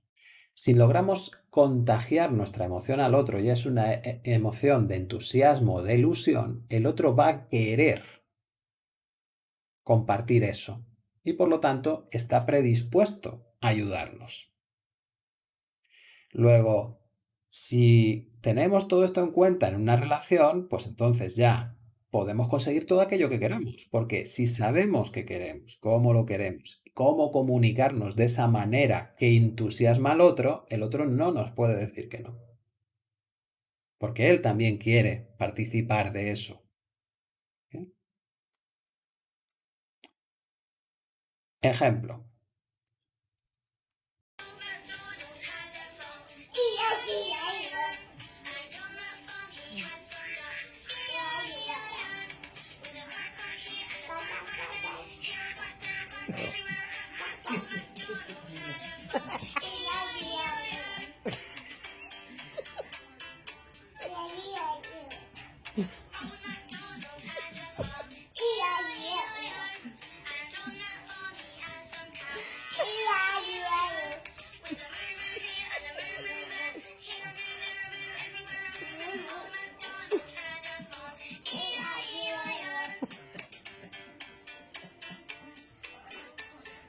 Finally.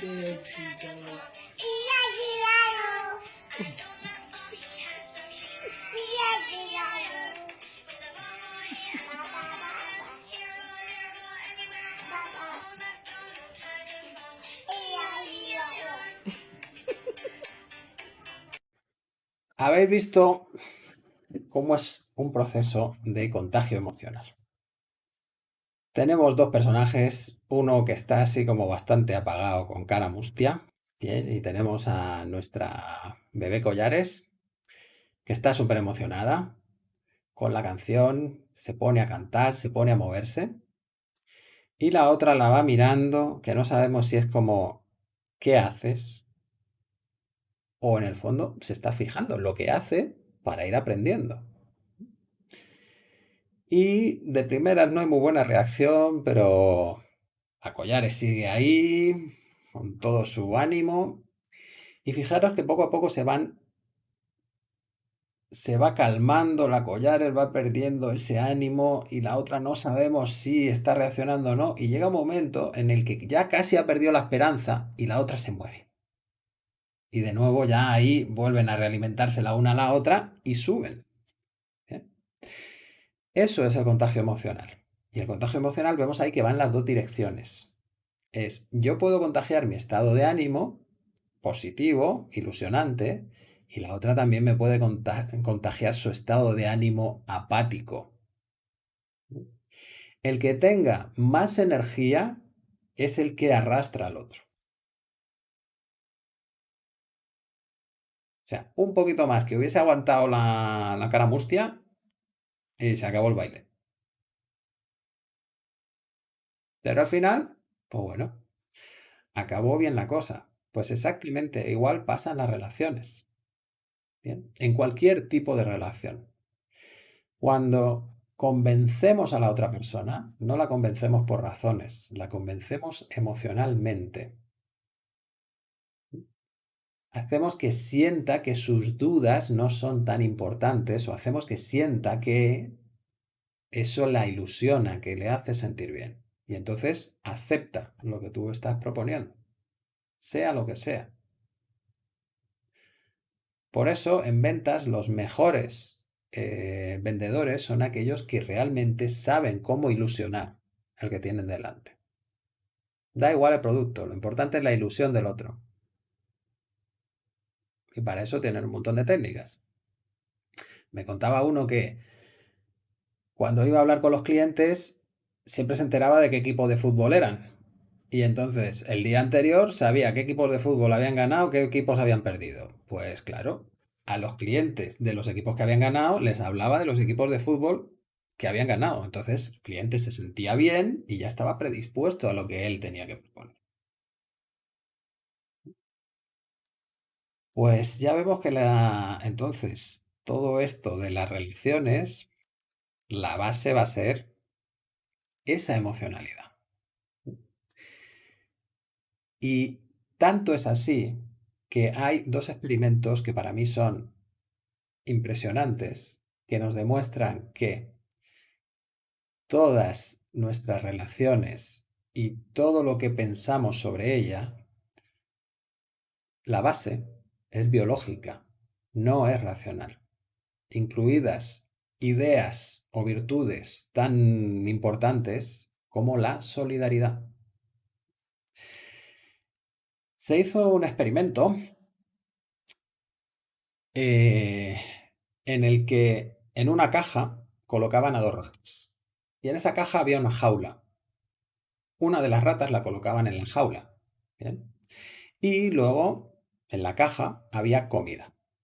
Ese experimento lo hacían para comprobar eso tan darwinista de, pues aquí si la vida es lucha, la rata suelta se comerá toda la comida y pasará absolutamente de la otra.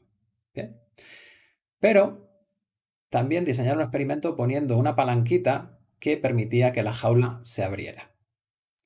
Bueno, ¿qué encontraron en los experimentos?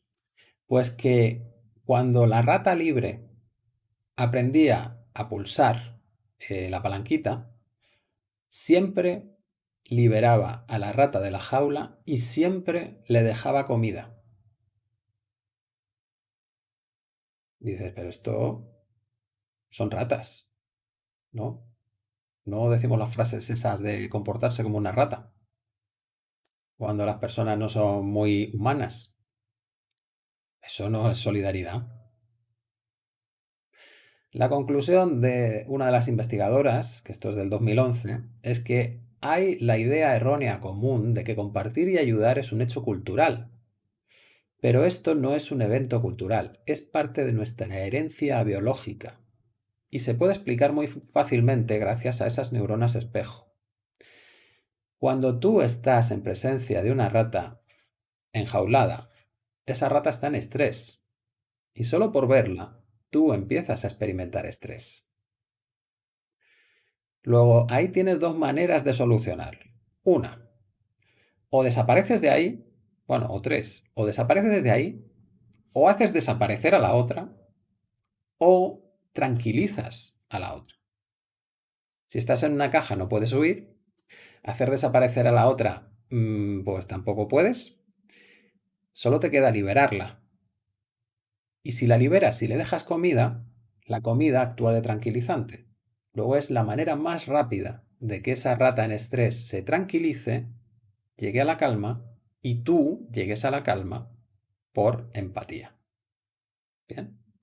Luego, la solidaridad, la colaboración, el sentirnos bien con los demás, es biológico. Estamos programados, no programados, sino diseñados de esa manera. Nuestra estructura neuronal nos lleva a eso.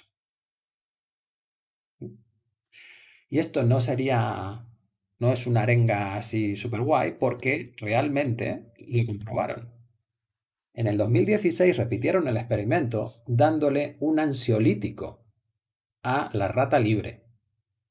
El ansiolítico lo que hace es que la rata libre no sienta estrés. Y entonces sí, la rata libre no liberaba a la otra y se comía toda la comida. ¿Bien?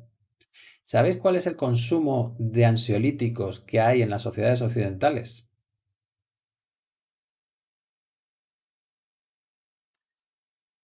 Pues es un número alucinante y podría empezar a explicar por qué tenemos esa sensación como que cada uno va a lo suyo y que no hay una sensación de sociedad unificada o que trabajemos en conjunto. Si estás tomando eso, directamente no eres empático, solo piensas en ti. Bueno, tenéis una charla, el fundamento biológico de la solidaridad, para profundizar un poquito más en esto. Y profundizando en esa realidad de poder perder la empatía, pues Joan Ferrés y Prats nos dice que la mente humana es capaz de sacrificar a menudo el rigor y hasta la verdad para procurarse una sensación tranquilizadora de control. O sea que incluso no harían falta ansiolíticos para dejar de ser empático, sino que la propia mente podría llegar a generar ese estado, como le pasa a los psicópatas, porque tenemos la capacidad de reprimir nuestras emociones mediante tensión muscular. Y esa tensión muscular nos la ocultaría, o nos ocultaría las emociones. Y si nos ocultan las emociones, perdemos la empatía.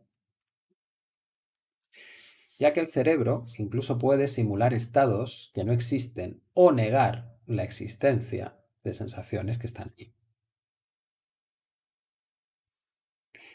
Bueno, pues esto fue estudiado por Wilhelm Reich a principios del siglo XX. Wilhelm Reich fue un médico, psicoanalista, psiquiatra, inventor, un tío muy capaz, pero a mi entender fue un poco tocapelotas porque fue expulsado de los círculos de psicoanalistas. Este hombre era uno de los grandes alumnos de Freud, pues lo echaron, luego también lo echaron del Partido Comunista, lo echaron de Alemania, luego también de Dinamarca, de Noruega, o sea, y acabó en Estados Unidos.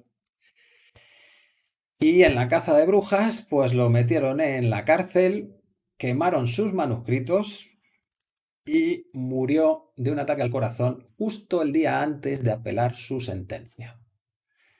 Entonces, era un hombre así, súper rompedor, tiene unas teorías alucinantes, pero debía pisar callos para tener este historial.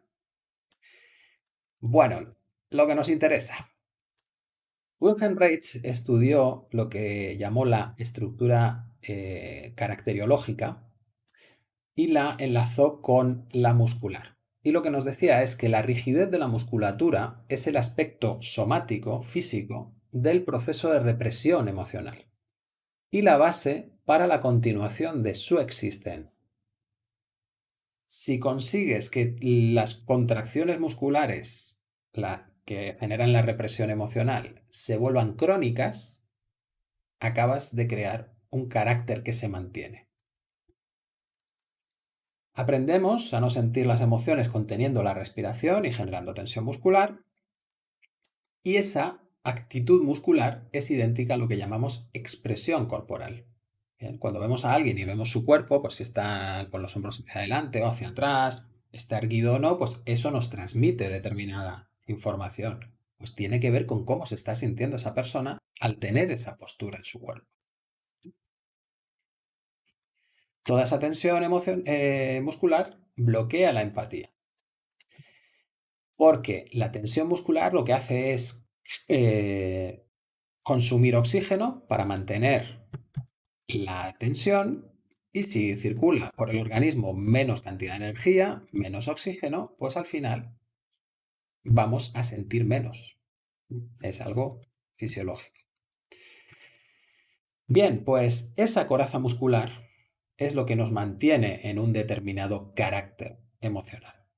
Bueno, pues también Reich lo que nos decía es que podemos disolver ese carácter funcionando o atacando, entre comillas, por las dos vías. O trabajamos el cuerpo para volverlo blando, deshacer esas durezas, o podemos entrar por la parte emocional que se reflejará en que el cuerpo se vuelve blando cuando sueltas tus conflictos, porque estarían unidos.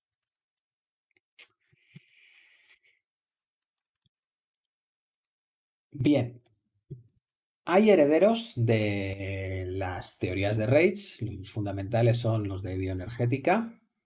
Alexander Lowen es uno de los más significativos, y también la Gestalt, la terapia Gestalt, pues que desarrolló Perls, también estaría basada en muchos de los descubrimientos y los conceptos de Wilhelm Reich.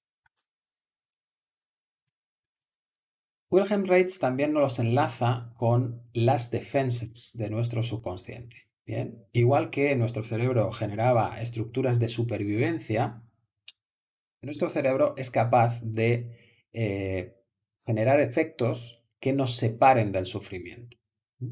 Uno de ellos es la represión. El cerebro es capaz de bloquear los recuerdos y no permitirte acceder a ellos conscientemente, que puede ser un efecto muy bueno para no estar sufriendo todo el día. Otra de esas defensas es la racionalización, y esta está súper extendida en nuestro mundo occidental. Ese sistema de defensa lo que hace es objetivizar las cosas de manera que no nos hagan daño. Bien, la típica frase de, bueno, mis padres me pegaban, pero es que yo era un niño muy movido y entonces los pobres, ¿qué iban a hacer si trabajaban todo el día? Bien, eso es una racionalización que nos permite no estar continuamente con el cabreo con nuestros padres, pero que en el trabajo terapéutico para sanar a fondo necesitamos tener en cuenta y no caer en esa racionalización, porque nos separa de la emoción. Y nosotros lo que queremos es contactar con la emoción para poder soltarla. Bien. Y otra de las defensas subconscientes más importantes es la negación, la de a mí no me pasa nada. Bien. Pues las personas que tengan esta directamente no van a intentar hacer ningún cambio. Así que, bueno, pues habrá que dejarles un espacio para que ellos solos empiecen a darse cuenta de que pues no están a gusto con cómo funcionan las cosas, y entonces buscar esas posibilidades de cambio. Bien, todo esto que hemos estado comentando de la empatía, neuronas espejo, la coraza muscular, se refleja mucho en el teatro. Bien. El teatro, en sus orígenes, era un ritual sagrado que, por un lado, tenía una función educativa y por otro también una función terapéutica. Sagrado significa que era algo fundamental para las culturas que tenían el teatro, porque sabían que se conseguían cosas muy importantes a través del teatro. Bien. En el teatro se emplea el movimiento, la exageración del movimiento y la exageración expresiva para generar empatía en el público, para hacer que la gente sienta una historia que normalmente enlaza con ellos, porque las historias las creas sobre los problemas que amenazan a esa sociedad. Bien. La historia, una vez conecta con el espectador, le induce a una regresión. Es decir, les lleva a su interior y el espectador empieza a sentir que es parte de esa historia, que es uno de los personajes. Por lo que, si la historia acaba bien, se genera una catarsis. El cuerpo del espectador sigue al del personaje y, como llegamos a un resultado feliz, se libera toda la tensión que se haya activado en esa empatía. Pero también podemos lograr el efecto contrario. Bien. Si la historia acaba mal, lo que estamos haciendo es bloquear en el cuerpo de la persona toda la carga emocional. Si además asociamos esa carga emocional con frases, estamos generando creencias bloqueantes. Luego, el teatro tiene diferentes usos. En el teatro griego nos cuentan que había 3 ramas. Estaba la comedia, estaba el drama y estaba la tragedia. Bien. En la comedia y el drama podíamos encontrar esa parte de catarsis, porque en el drama las cosas podían llegar a acabar bien, pero en la tragedia no. En la tragedia lo que te estaban enseñando, lo que estaban reforzando en la sociedad, es que no puedes escapar de tu destino. Hagas lo que hagas, el destino siempre te alcanza. Bien. Luego, todo ese teatro lo que hace es reforzar esa cultura. De hecho, Aristóteles ya lo reconocía y decía que el objetivo del teatro era inducir un efecto de catarsis en el público. Siempre que acabe bien. Si no acaba bien, no. Entonces el efecto es reforzar determinadas creencias de esa cultura. Bueno, pues todo esto que os he contado nos lleva a la represión sexual. Otra de las vertientes que exploró Reitz fue la sexualidad. Y lo que él encontró es que la represión sexual tiene muchísimo que ver con la represión emocional y con el cambio caracteriológico. Según Reitz, no tenemos relaciones sexuales con el fin de producir hijos, sino porque el cuerpo en su día a día genera fluidos que se congestionan en ciertos puntos y generan cargas bioeléctricas, que llamaba él. Bien. Entonces, el orgasmo es un método para liberar toda esa tensión interna. Él lo explica de otra manera, así como un poco técnica.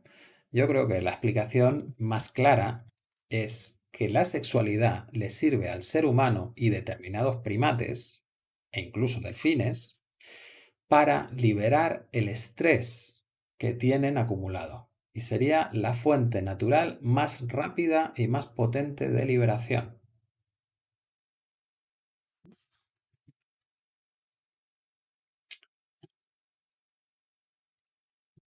De hecho, está incluso relacionada con ciertos conocimientos de culturas orientales como sería la Kundalini.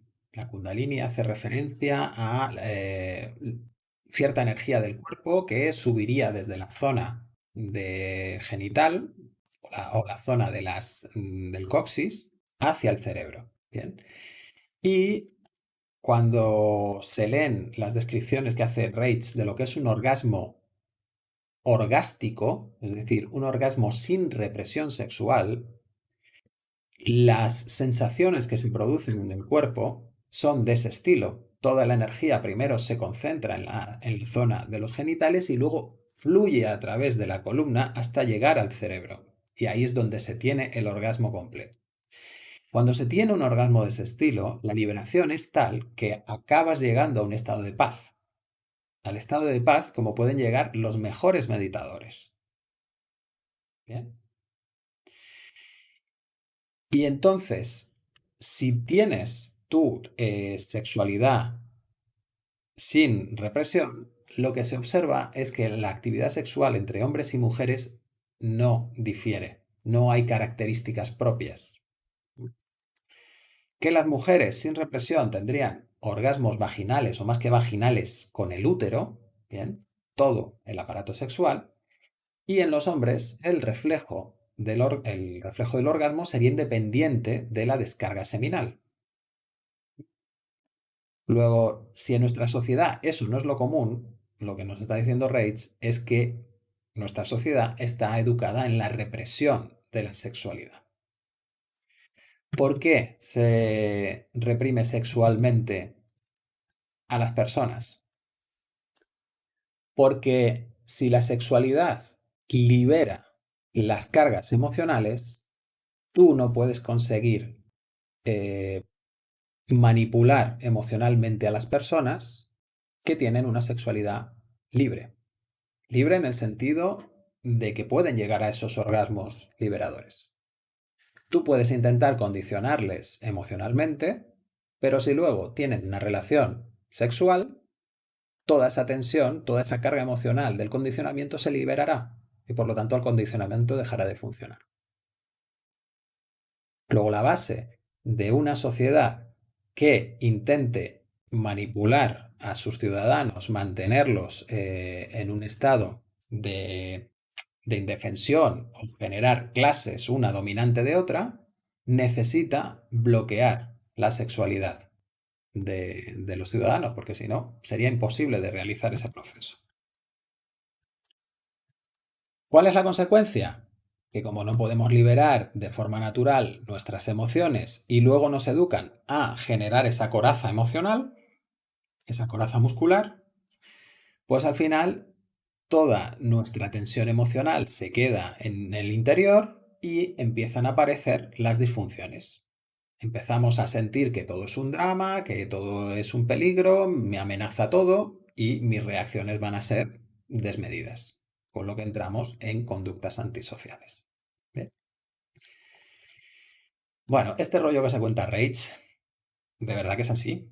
¿O se lo está inventando ahí a principios del siglo XX con todo el rollo del freudiano y la sexualidad freudiana y tal? Bueno, en este caso lo interesante entonces es hacer comparativas. Y para eso está la antropología comparada. Es decir, me voy a una cultura totalmente diferente de la nuestra y observo qué pasa. ¿Bien? ¿Puedo encontrar alguna cultura en que no haya tabús sexuales, no haya represión sexual y compararla con una que sí? Bueno, pues Reitz lo cita en uno de sus libros y cita el estudio de 1926 de Malinowski, que describe la tribu de los trobriandeses. Malinowski dice que, salvo los tabúes contra el incesto fraterno, esas leyes, las leyes sexuales, no implican restricciones, o las leyes que tenían los trobriandeses no implican restricciones sexuales. Importante. Salvo los tabúes contra el incesto fraterno. Luego quiere decir que ahí los temas de edad como que no cuentan mucho. Y también los temas de si es chico o chica, tampoco. Es una sociedad sin perversiones sexuales, ni psicosis funcionales, ni psiconeurosis, ni crímenes sexuales. No tienen ninguna palabra para designar el robo. Son espontáneamente limpios, ordenados, sociales, sin compulsión, inteligentes e industriosos. Y además practican la monogamia espontánea sin promiscuidad. Impresionante. Es decir, todos los problemas que nosotros relacionamos con la sexualidad, en el fondo, están causados por la represión de la sexualidad. Si no hay represión, entonces las personas funcionan equilibradamente. ¿Por qué? Porque no hay represión emocional que les lleva a actuar desmedidamente. Y muy importante, no tienen ninguna palabra para designar el robo. ¿Puede que la sexualidad esté relacionada con la propiedad? ¿Con la posesión?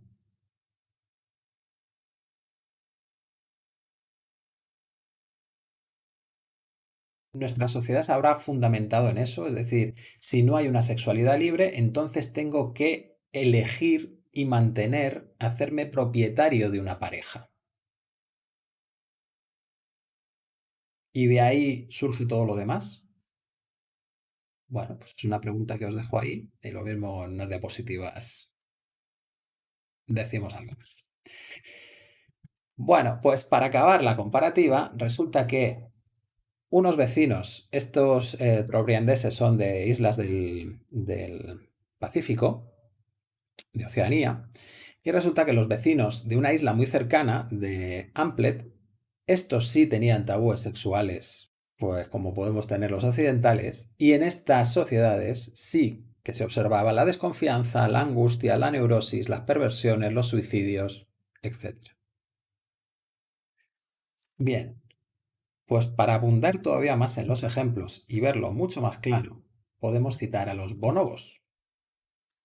Los bonobos es una especie que comparten género con los chimpancés y manifiestan altruismo, compasión, empatía, paciencia y sensibilidad.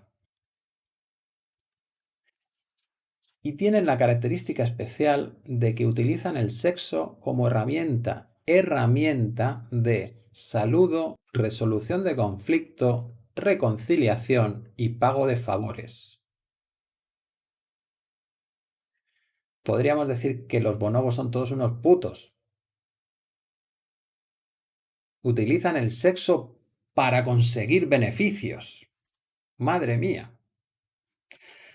Bueno, pues han sido observados practicando sexo genital cara a cara, hembra con hembra, macho con macho, coito hembra-macho, besos con lengua y sexo oral. Y aquí nos tendríamos que preguntar, ¿es que ha habido algún pervertido occidental que haya ido ahí a enseñarles a estos monos todas esas guarrerías o qué? ¿O nos tenemos que hacer simplemente la pregunta de ¿estaremos enjuiciando lo que son tendencias naturales que de manera equilibrada mantienen, pues, como las sociedades en mejor armonía?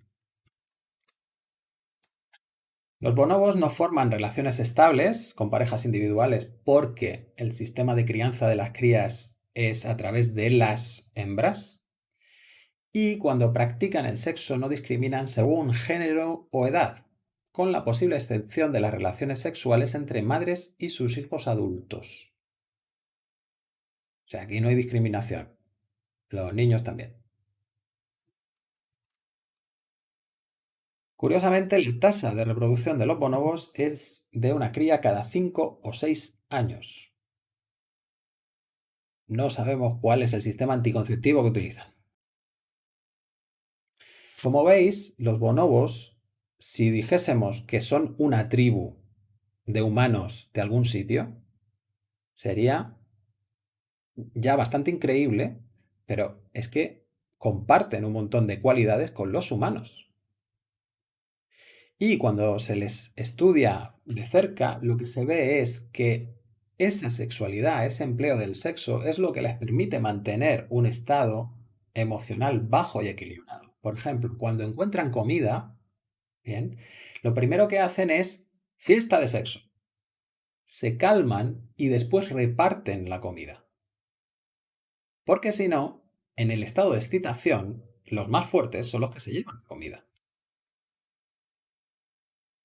O sea que ellos ya saben con su mente de bonobo que primero hay que calmarse antes de tomar decisiones que sean importantes. ¿Y cuál es la mejor manera de calmarse? Pues mira, practicando ejercicio físico que además produce placer. ¿Bien? Bueno,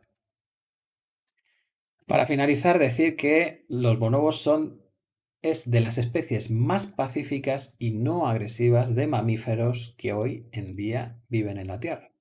Sé que lo mismo algo deberíamos aprender de ellos. ¿Tengo represión sexual?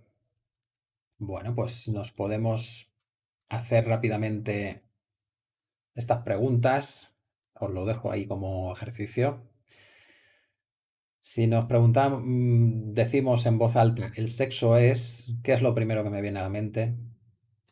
Si me imagino con 6 años y me pregunto qué es el sexo, me preguntan qué es el sexo, ¿qué diría yo con 6 años? ¿Somos capaces de mirar a los compañeros y decir en voz alta vagina, pene, penetración, orgasmo, sin que nos entren cosquilleos, risas o cosas? ¿Bien? Estos son ejercicios muy tontos, pero que ya nos van indicando si ante cosas tan simples ya vamos a tener reacciones. Si estamos teniendo reacciones, pues en el fondo hay represión. Bueno,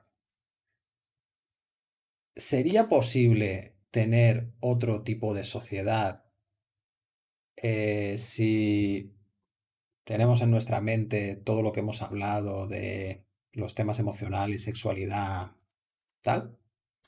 ¿O nos estamos haciendo historias mentales? Bueno, según un autor, que luego os cito,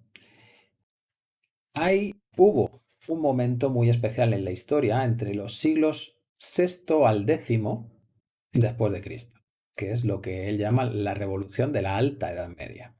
Esa época es como la época más oscura, en la que casi no tenemos registros escritos, ¿bien? Pero por los que él ha encontrado, se llama Félix Rodrigo Mora, él interpreta que en esa época se derrumbaron los poderes más despóticos y autoritarios que ha vivido el hombre, que era el Imperio Romano.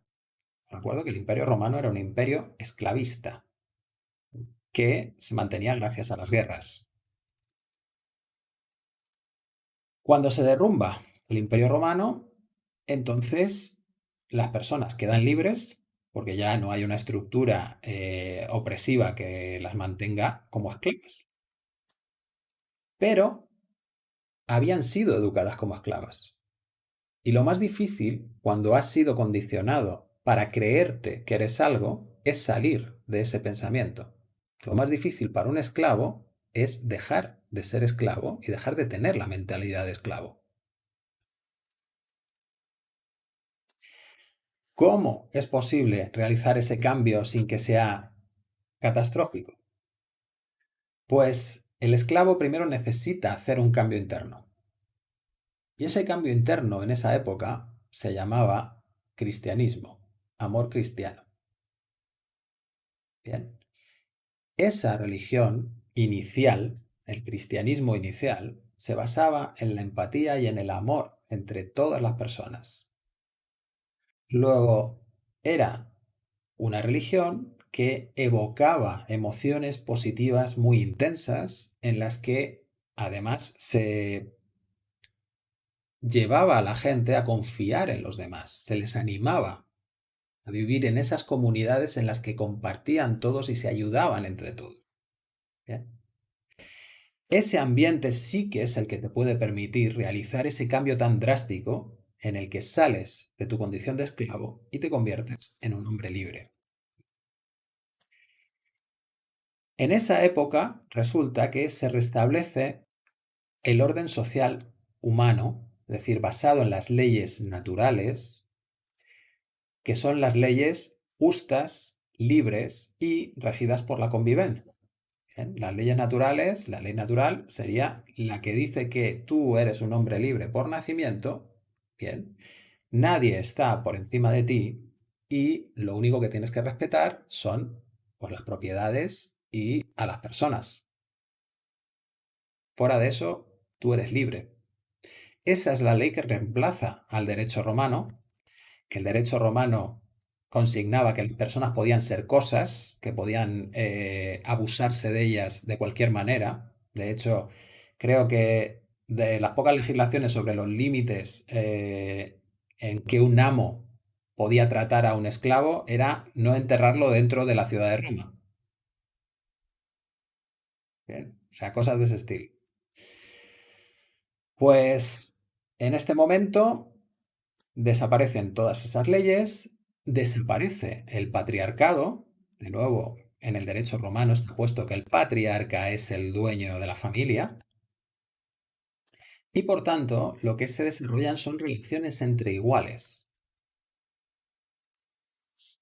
Y las relaciones entre iguales llevan a una sexualidad libre, que curiosamente se puede apreciar en el arte románico, que como vemos en una iglesia puede tener representaciones muy claras de una vulva de una mujer y del pene erecto de un hombre. Para poner eso en una iglesia significa que en ese momento la sexualidad era algo sagrado, algo natural. ¿Cuáles serían las consecuencias? Pues que se recuperó demográficamente Europa. Por un lado está claro que si hay menos guerras y se muere menos la gente en la guerra y hay menos opresión y cada uno puede cultivar sus campos y esas cosas, pues vas a comer mejor y va a haber menos muertes. Pero por otro lado también necesitas tener unas estructuras sociales que soporten ese crecimiento, que puedan cuidar a esos niños. O sea que fijaros que es posible que ya hayamos vivido algo de este estilo. Pero para que se pueda mantener, siempre es necesario que haya un cambio interno, que haya la posibilidad de soportar ese cambio a una realidad nueva. Bien, desde dentro, sentirlo coherente, porque si nos obligamos a hacerlo solo desde la mente, nuestro cuerpo va a entrar en estrés y al final no podremos aguantar esas normas que, aunque son idílicas, no son mantenibles desde nuestra realidad interna. Bien. Bueno, pues ya hemos acabado por hoy. Os dejo con una pregunta que nos enlaza con lo que veremos el próximo día, las enfermedades psicosomáticas. La pregunta es, ¿la emoción solo afecta a la mente? Y yo creo que ya hemos empezado hoy a dar las pinceladas de que no, que si las emociones afectan hasta nuestro genoma, ¿eso de las enfermedades tendrá una base emocional? Y si tiene una base emocional, ¿nos podremos sanar de las enfermedades? Pues esas son las preguntas que intentaremos resolver el próximo día. Bien, que ya os aviso que la información que voy a exponer os puede ser un poco controvertida, porque cuando cuestionas determinados tipos de realidades, como puede ser la ciencia o la medicina, que se han convertido en religiones, no son para nada disciplinas en las que tú comparas los datos de unos con otros, los experimentos nuevos, y entonces vamos evolucionando según salgan la información. No es verdad. La ciencia ya no funciona así, la medicina tampoco. Y el próximo día os daré información con referencias para que lo podáis corroborar. Pero ya os aviso que, claro, cuando se hace eso, si nuestras mentes están muy educadas en el paradigma anterior, es complicado hacer el cambio. ¿Bien? O sea, lo digo por experiencia propia, porque yo he pasado por ahí y sé lo que cuesta realizar ese cambio y tener, pues, a todos los demás diciendo, pero es que eso no lo dice el consenso de la comunidad científica. Cuando dicen eso, consenso en ciencia, por favor, eso es anticientífico. La ciencia no se basa en consensos, se basa en experimentos.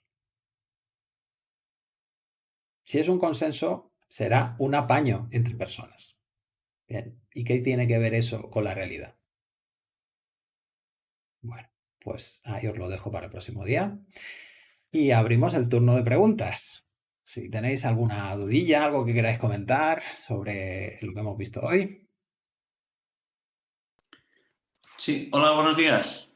Buenos días. Mira, mi nombre es Francisco y quería hacerte una duda.